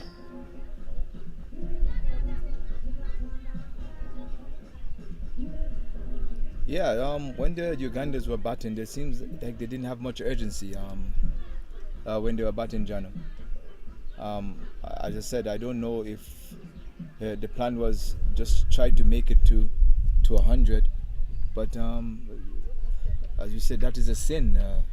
110, only losing 4 wickets. I think they could have make a better go at it. Yeah, true. I mean, from their side, they're still thinking that they'll still believe that the end will justify the means. They did very well there to get 110 on the board. At one stage, they didn't look like making 80. After 12 overs or so, they were really, really struggling. But some good impetus there, late order hitting, got them to 110. You'll know from the Namibian attack as well, predominantly seam attack. So that will be what they face a lot of in the nets. So they have to find a way here against spin. It's not going to be easy, but there are opportunities there for singles.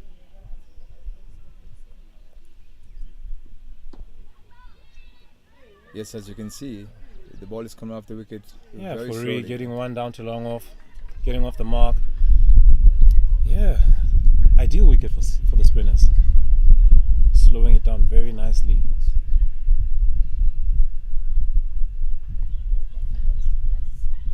What do you think about the field set now? Yeah, very orthodox. With the boundary raiders being your deep square leg for the sweep. They've got long off, long on, sweep on the boundary as well. Extra cover sweeper there as well.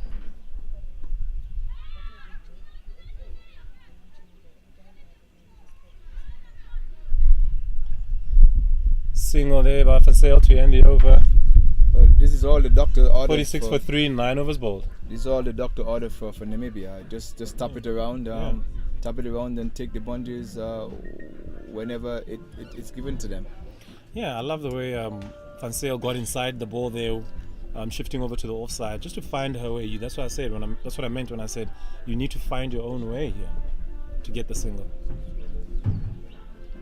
Early on, Uganda, even in the power play and after the power play, a couple overs after the power play, they seems to have their feelers tucked in until there was 2 boundaries by Van Zyl that actually caused them to push the feelers back. And we noticed about the field setting, the mid-off and mid-on seems to be a little square, but now there seems like they make the adjustment, being a little bit straighter, in particular for Van Zyl.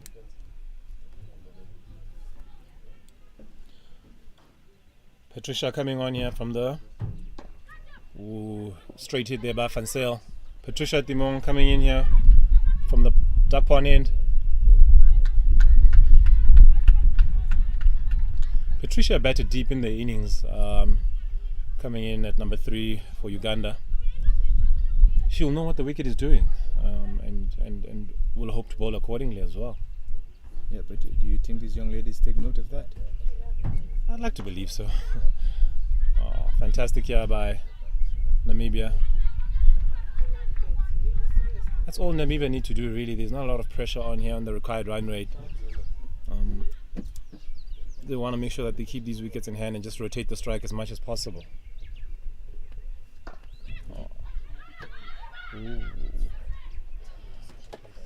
One there for Fasale there to extra cover. The Ugandan seems to be feeling quite well. That's one of their strong points also.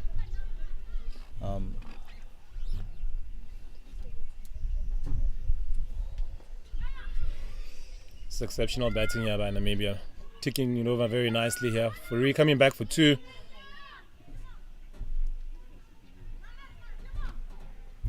Yeah, also from a bowling point of view, Uganda seems like to be on target. They only had 2 extras. I think it was 2 wides and 2 leg byes.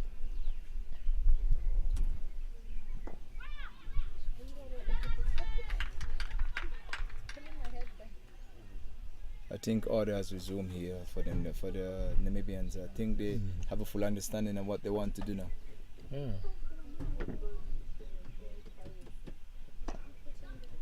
Top shot straight there.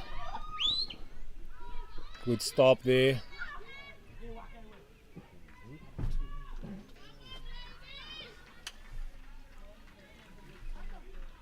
That's the end of the over. 10 overs bowled. Namibia 52 for 3.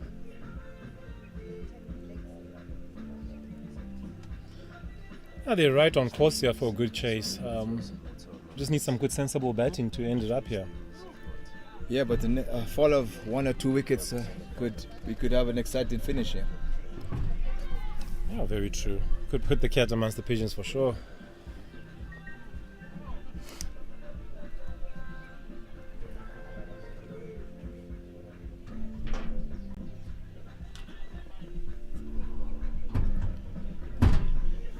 It looks like Annette Anume coming in from, no, it's number 15. Lona Anayat coming in from the generator end.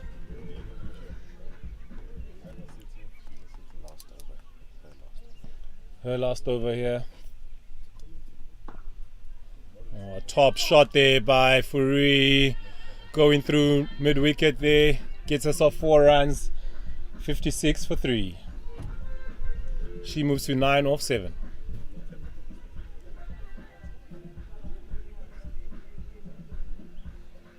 Lona will be a bit disappointed there. She had only conceded 8 runs up to that point off her 3 overs. Getting the 1 wicket there.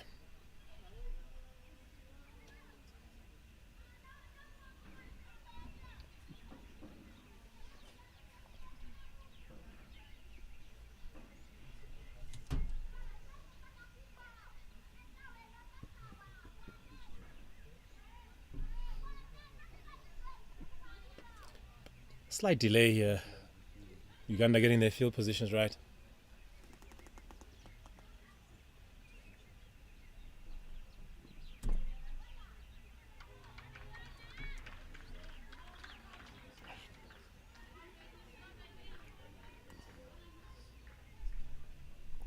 Yeah, it's less than a run a ball now. Just a little over 5 runs and over that Namibia needs. Oh, exceptional. Again from Furi, getting a single.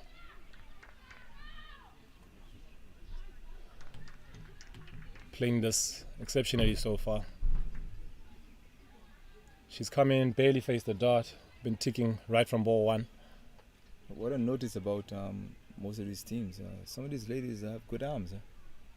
Yeah, it's unbelievable. Some of them throwing it on the full from the boundary side. Oh, big shot there. Fielder settling under it. Backtracking. Oh, huge shot there from Fansea. She gets us off at 6. Namibia 63 for 3. Sensational shot there. Yes, Johnny. Her intention was, the intent was there from the time she comes into bat. As I said, the Namibians change the bottom line up a bit, and they're a bit more aggressive than the first semi-finals they had. Was it yesterday? Yeah, they're a bit more positive than Ugandans, as we said, firing some shots at the bowlers, putting as much pressure as possible. Again, she tries to go hard there. She'll get herself a single down to mid-off, long off.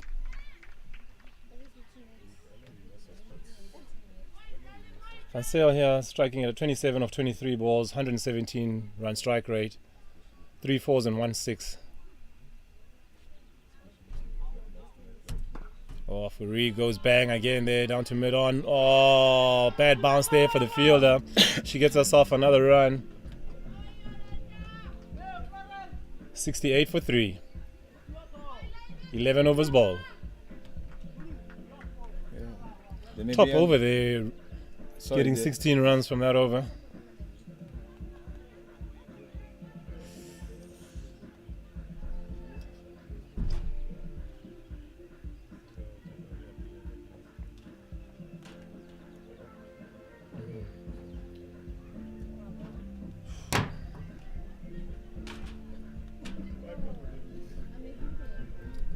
Patricia Timong to continue from the duck pond end. She'll be bowling to Adele Fansea, who's on the charge here, really looking to put her foot down here in this game. There's Jano, they're marching along real nicely here, the Namibians.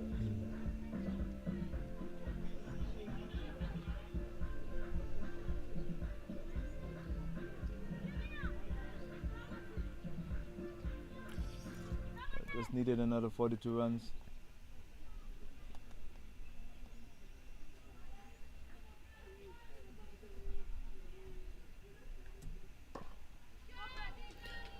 Van Sale goes through extra cover. Should come back for 2. She gets herself 2 there. Namibia motoring on. They've moved to 70 for 3.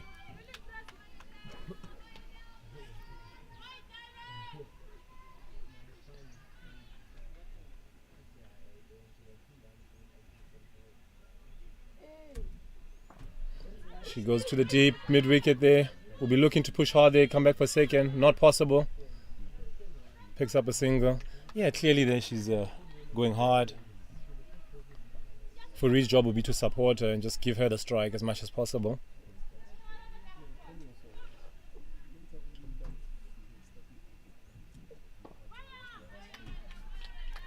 Yes, and I think she's doing that also. They're just picking the bad balls, the hittable balls, and they're taking the ones and twos when it's necessary. Yeah, I think Namibia sort of found their method here against the spinners. Would you bring back a Seema, Jay? Oh, bottom edge there.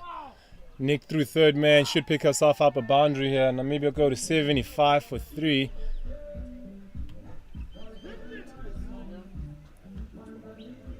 Yeah, I think they should consider bringing back Kevin, one of the opening bowlers from.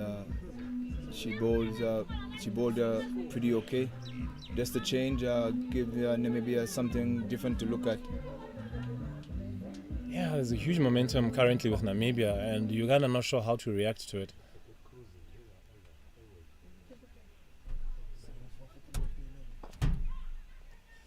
Oh, misfield there. Should get 1 there for Furi.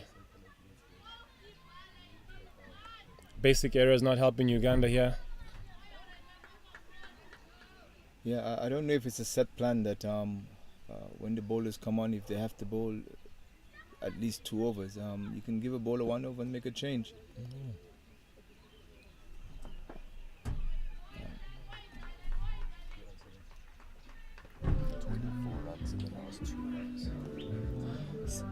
That's the end of the over. Namibia 76 for 3, 12 bowled. Namibia have scored 24 runs in the last 2 overs, striking a 12 and over. Hence what I meant by the momentum shift here. Clear momentum shift there on top, and Uganda struggling a bit here. We'll see a bowling change from the generator end. Coming on will be Annette Anume, replacing Lona.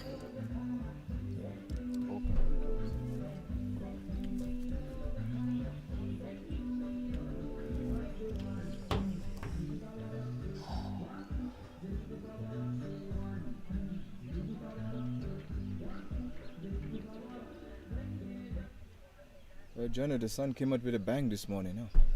Yeah. Yeah, we can even feel the heat here from the commentary box. Not too much wind to speak of either.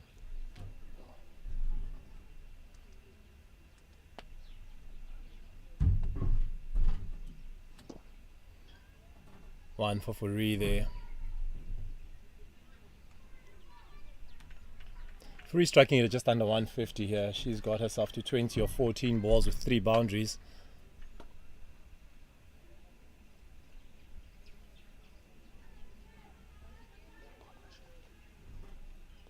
Partnership 33 here, and she's contributed 20 of it. Very positive. Are you looking forward for the final this afternoon? Yeah, I think it'll be sensational to witness one of these ladies, one of these teams qualify for the Under-19 Women's World Cup. Nell goes straight again there, down to long on for 1. And who's your money on this afternoon? I've never been able to split the size, and I've had a good look at them now. Very similar in the way they go about it, similar with their spinners as well. Rwanda has a bit more pace in their lineup, so I tend to give them a little bit of an edge, but the wicket necessarily doesn't allow. It's not a belter, it's not a green belter, so spin is still going to be critical. They're great fielding there, backing up her teammate there, only saving it, keeping it down to 1. Yourself, who's your money on? Yeah, Tanzania is a team that I know and I like. Rwanda is is more of the unknown. Late development in cricket. But if I was supposed to choose a team, I think I would choose Tanzania, but I would want Rwanda to win. Nell goes high there, chance at long off. She takes it, sensational catch there. Uganda get a breakthrough. Namibia 79 for 4. Nell goes there after sensational knock. Fansel Adele 38, 21 balls faced.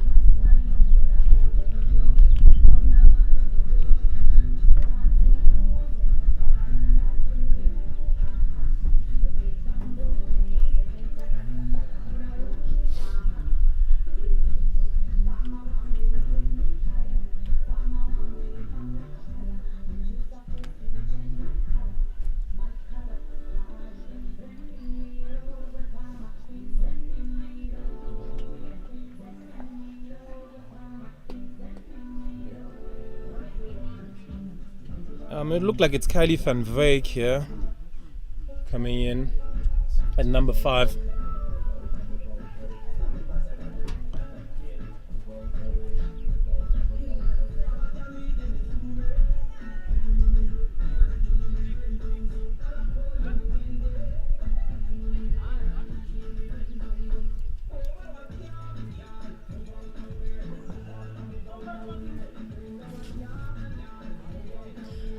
Yeah, look, if I had to maybe perhaps not sit on the fence regarding today, I'd like to see Rwanda get through. I think I'd like to see how they match up, their skills with the other countries at the World Cup.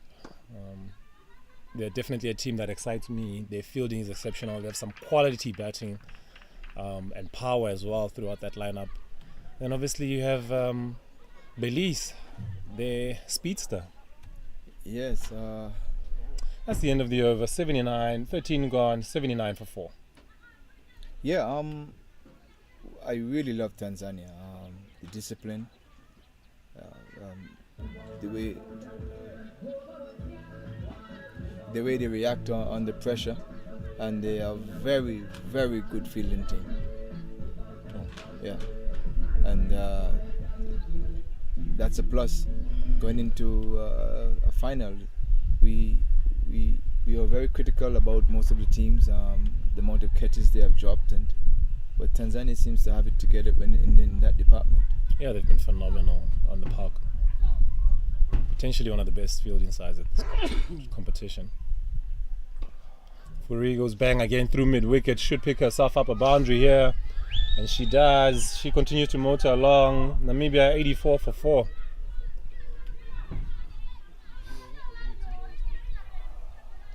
That's her 4th boundary there. Only 18 balls faced. She's moved on to 26. She's going to be critical here for Namibia.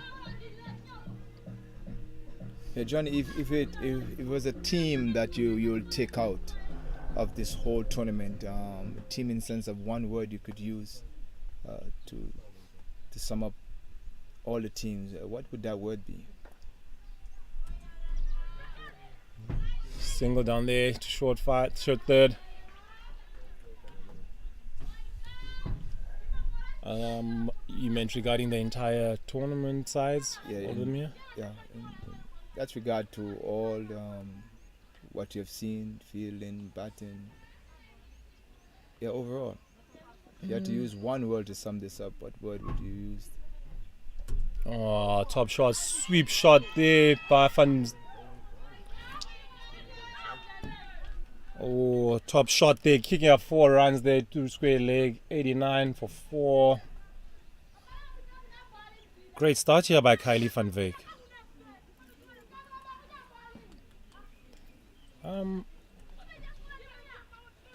I had to use one word, very difficult question there.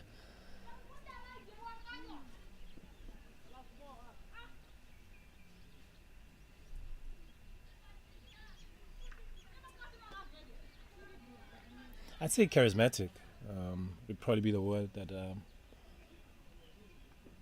I'd use for most of the sides. Ooh, straight ball there. Another sweep shot missed. Dot ball. Yeah, a lot of the sides have a lot of vibe, a lot of energy on the park, off the field as well. They're always dancing and singing. So that's another way that I'd use to sort of describe most of them. Very charismatic sides. Ooh, width there. Yeah, all these teams, it's just the determination in most of these players. But the word I would use, I think. Oh, another sweep shot there down to the deep. Should just be one. Kylie van Wyk really looking good on that sweep shot. That's the end of the over. Namibia 90 for 4, 14 overs bowled. Requiring another 12 runs in 6 overs. Yes, considering all the rawness of some of these talents here, that word I would use is basically determination. How determined they were. Most of them putting their bodies on the line, and we have seen some magnificent catches also. Oof, yeah. A lot of unusual things, gobbled balls. Some of the girls during the process of the early part of the tournament, they were heat struck, and they're still determined to stay on the field. Yeah, true. I think that's similar to another word I was looking for. I was probably going to also go with courage or courageous. So yeah, determined I think sums them up pretty well. Very competitive.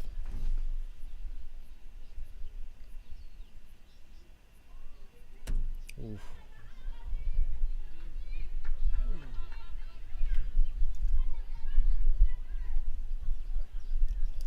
Bowling change. Seema coming on from the generator end. Kevin Amuge starting off with a wide there. 11 runs to win.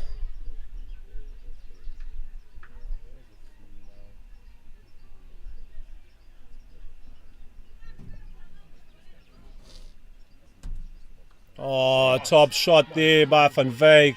1 bounce 4, pull shot there.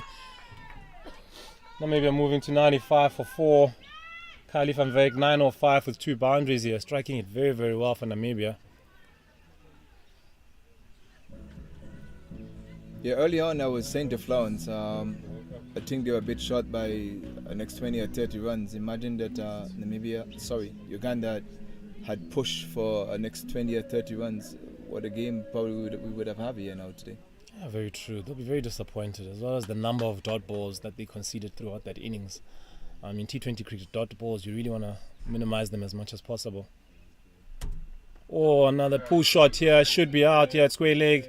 Oh, drop catch again. There, Uganda not doing themselves any favors. Van Wyk comes back for 2 there. Regulation catch there, Jay. Yeah, well, and we were talking about the Ugandan fielding and catching. They didn't give too much away in this game, but they let 2 slip. I don't think that would have made much a difference, but it would have helped. Yeah, that's fielding is a bit of a controllable, and you want to make sure that you're up for the fight consistently. You're going to be highly disappointed. They're definitely better than this. Their fielding throughout, or their catching in particular, throughout the tournament has been really poor, right from their first game, dropping between 6 and 10 catches. Ooh, bowled around her legs there. Fantastic bowling there.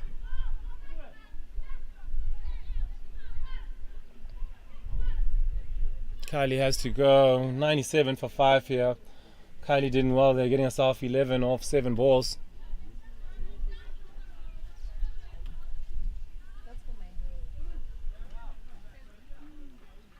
Yeah, Amuge going around the wicket then, getting a wicket. Yeah, getting a wicket, yeah. The Ugandan didn't do themselves justice when they made 110 and for 4 wickets lost. Yeah, they had the opportunity to push a bit deeper. They had wicket in hands. Yeah. It was really disappointing. As I said earlier, it just seemed like they didn't want to really fire any shots at the Namibians, just taking what they can get from them. A little bit more impetus and pressure. They could have gotten up to about 130,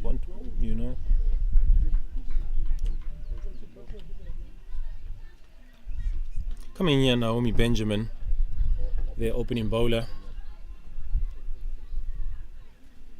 Shauna and Shaw, she's there at the end. We share the same.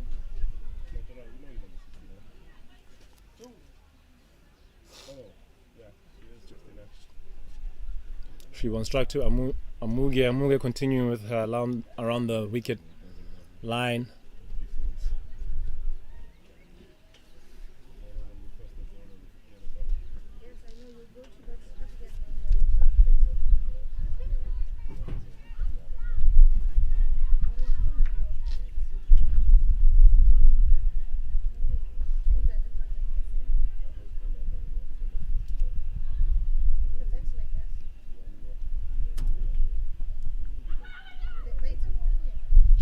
Ball there. One thing that stood out for me as well, Jay, is I think the umpires have also been lenient on the running on the wicket. As you'd see Amuge there bowling around the wicket and still following through on towards her left. Not ideal there. She'd want to follow through and make sure she gets off the wicket on her right side. Yes, the officials have been very accommodating in sense of even some of the injuries, the water breaks, the messages. Ooh. Another dot there. Yeah, I picked it up earlier. I mean, as an opening batsman, that was something that really didn't stand well for me when I see bowlers running on the wicket. It never pleased me much. Oh yeah, umpire's just giving her a warning here. Nice to see, getting them ready and letting them know that this is international cricket and you need to play accordingly.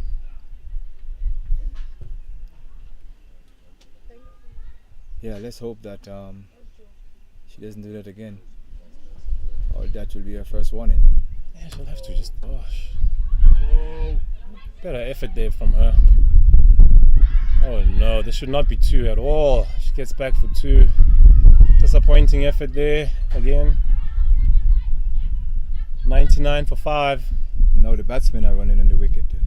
Yeah, I've seen it from both batters and bowlers. Really, it's been very interesting observation. I believe it was all due to their development that the umpires have been allowing it. But I've seen it on different sides. The batters are running on, the bowlers have been running on, and yeah, it's just been. Yeah, the umpire's been very accommodating. We're happy that happened because these are young ladies. Some of them have only started playing cricket a couple of years ago. Yeah. So it's nice that we can accommodate them whenever we can.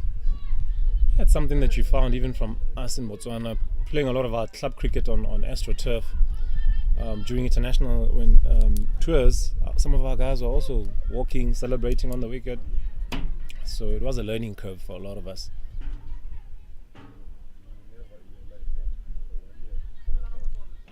Furi batting on 27, 19 balls for her. She's striking at 140 to face Annette Anume.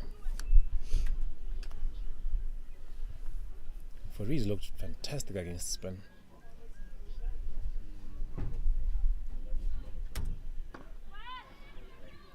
Yeah, she seems to have the pace of the wicket.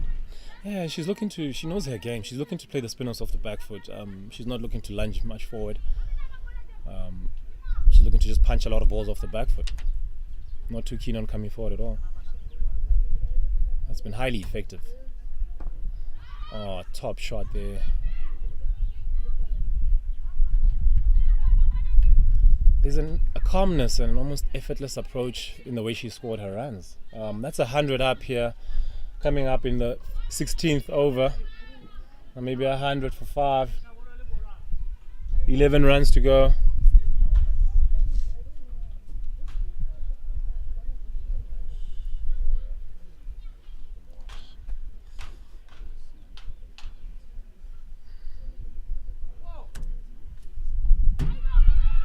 Ooh, run out chance here.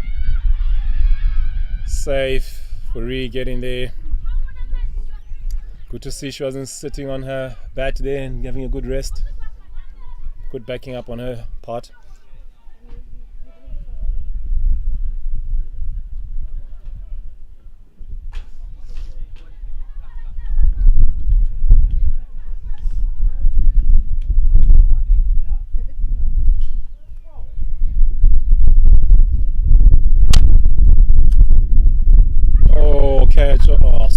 missile there by Fourie, looking for one of those back foot punches again. Punches one to short mid wicket. Maybe 101 for 6. Fourie gone for a very sporting 28 of 21 balls.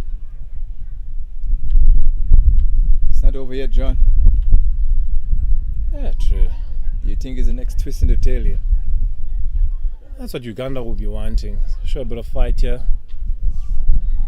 Go down fighting very, very hard. You take it to the last over. You know how cricket is. You never know, really, Jay. We've seen 5 runs being defended before. With Tanzania as well, defending 6 of their last over against Rwanda.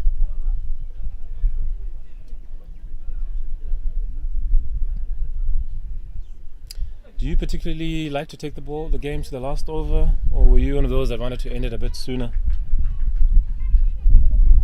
Yeah, for me, the quicker the better. Try to avoid some of those jitters. Yeah, I always look at it, try to finish in the second to last over. Don't take it to the last over if you don't have to. Yeah, I'd agree with you, Jay. And that's why I usually target my 15th, 16th, and 19th over. Because usually Maria Ngauli coming in here, number 8. Full toss for her. She goes to long off for 1.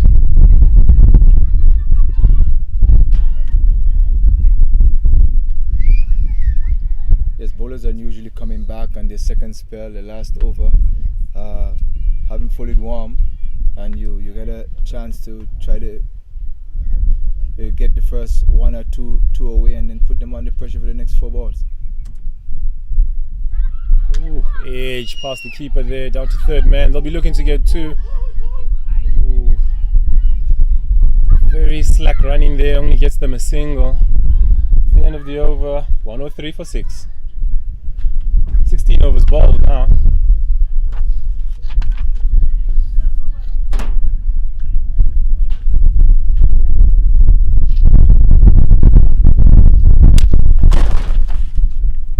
Runs to go.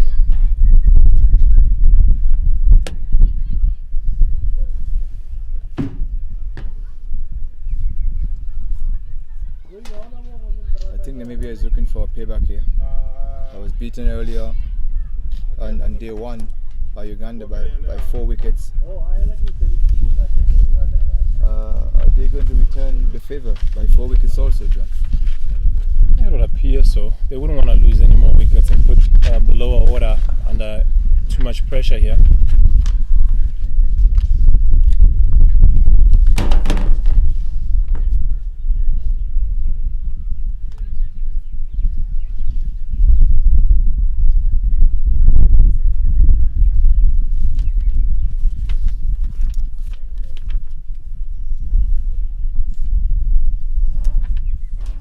Wide ball.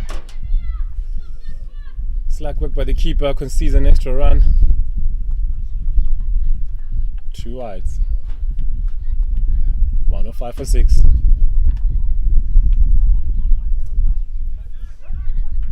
Yeah, it looks like Uganda fate has been sealed now. Just a matter of time. Either in the 17th or the 18th over. What do you think about the tournament so far, in sense of all the teams?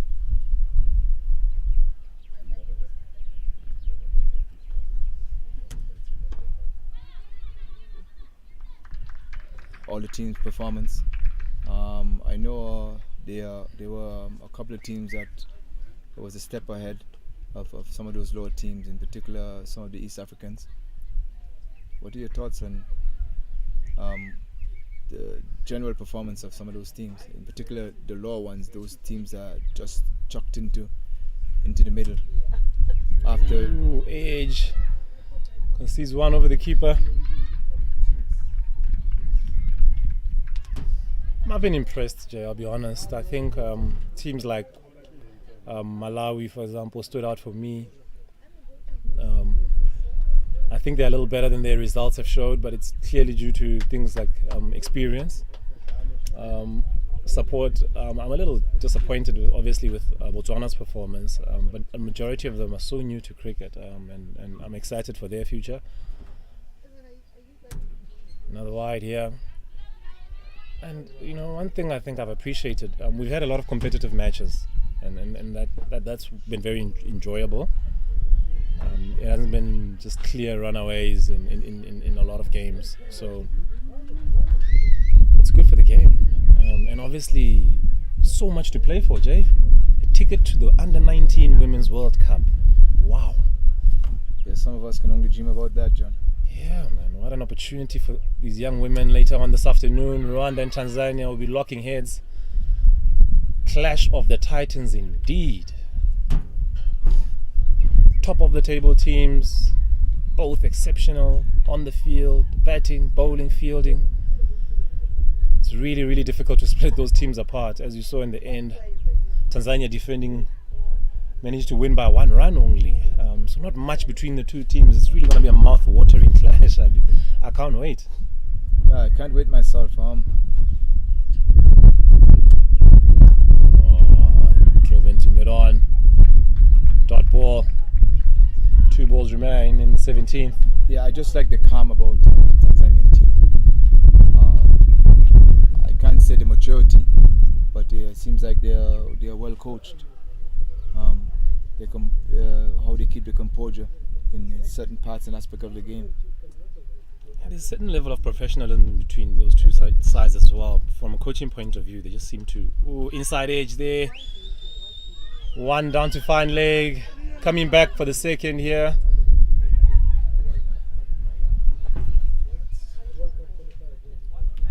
$109 for 6, 2 runs to go.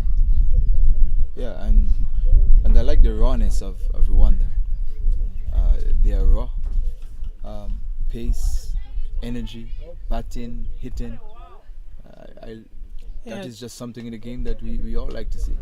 Yeah, if I may explain for our viewers, I believe what you mean by raw, I think you mean their aggression, their intent basically. A lot of intent both with the bat and the ball. Ooh, a leg by here for 1. Scores a level. 110 for 6, 17 bowled. 1 ball. Jay, it'd be nice to see a boundary here to finish it. Yeah, it would be nice. But either, I think Namibia is going to cruise to victory.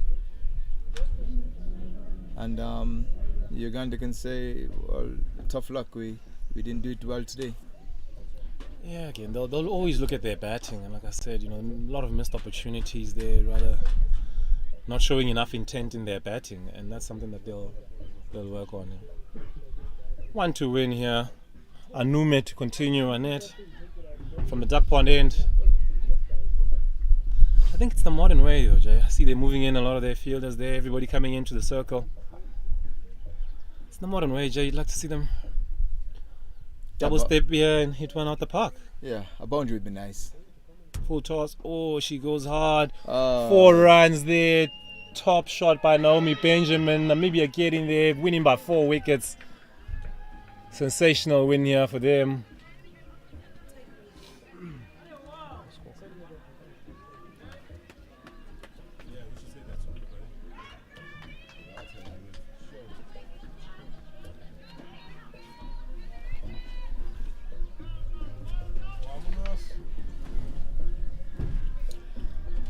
Top effort here in the 3rd and 4th playoff here. We had Namibia winning the toss, sending Uganda in to bat. In the 20 overs, Uganda managed 110 runs.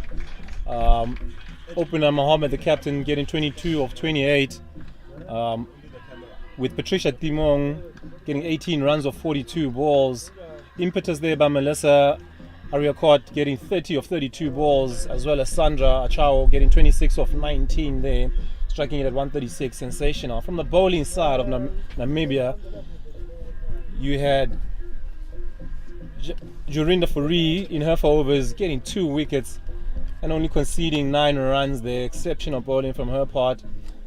Good contributions as well from Adele van Zyl, getting 1 for 6 from her 1 over.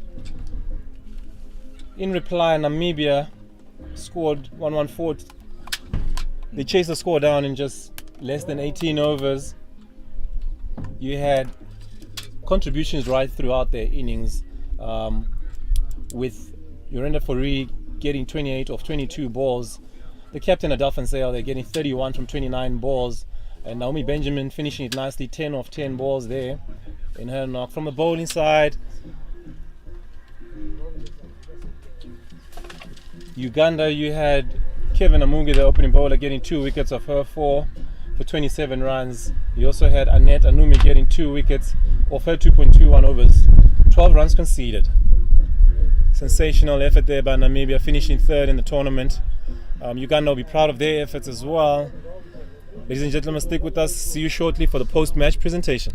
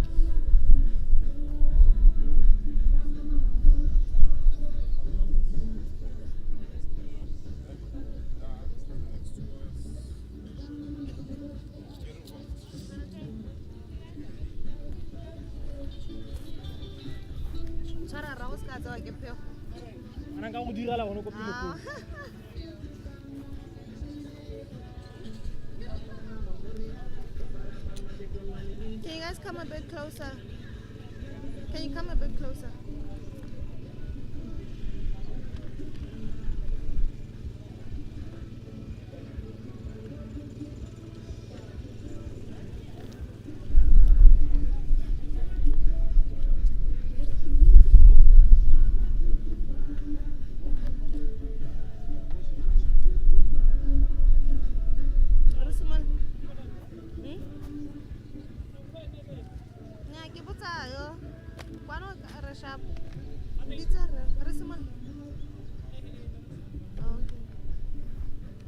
Can you guys come a bit closer, please?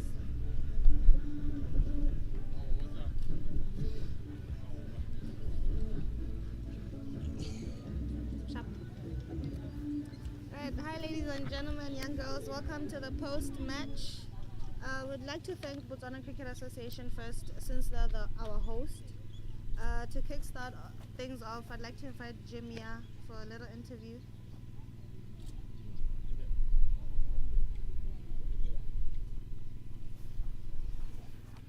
Hello Jimmy, how are you? Speak up a bit louder. It's okay. You lost the third place match today. How does that make you feel? In every sport there is always a winner and a loser. So it is not a match that every day we have to win. There is always one champion. You can never beat two champions. I can say well played to Namibia and well played Nigeria. And now Adele from Namibia. You won the toss and elected to field.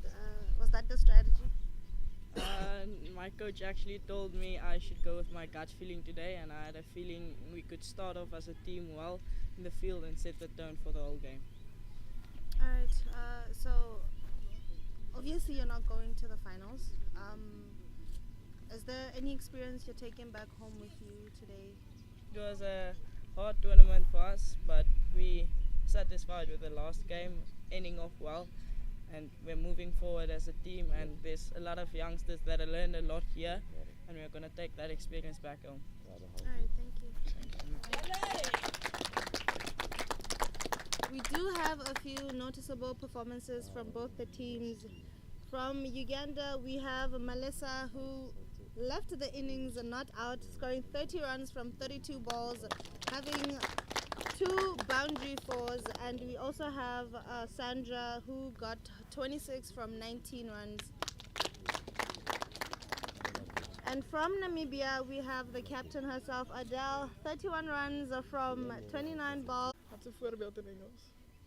Example. I just wanted to be example for the other players and motivate them to bowl better also. All right, thank you. Thank you. Right, enjoy the rest of your day.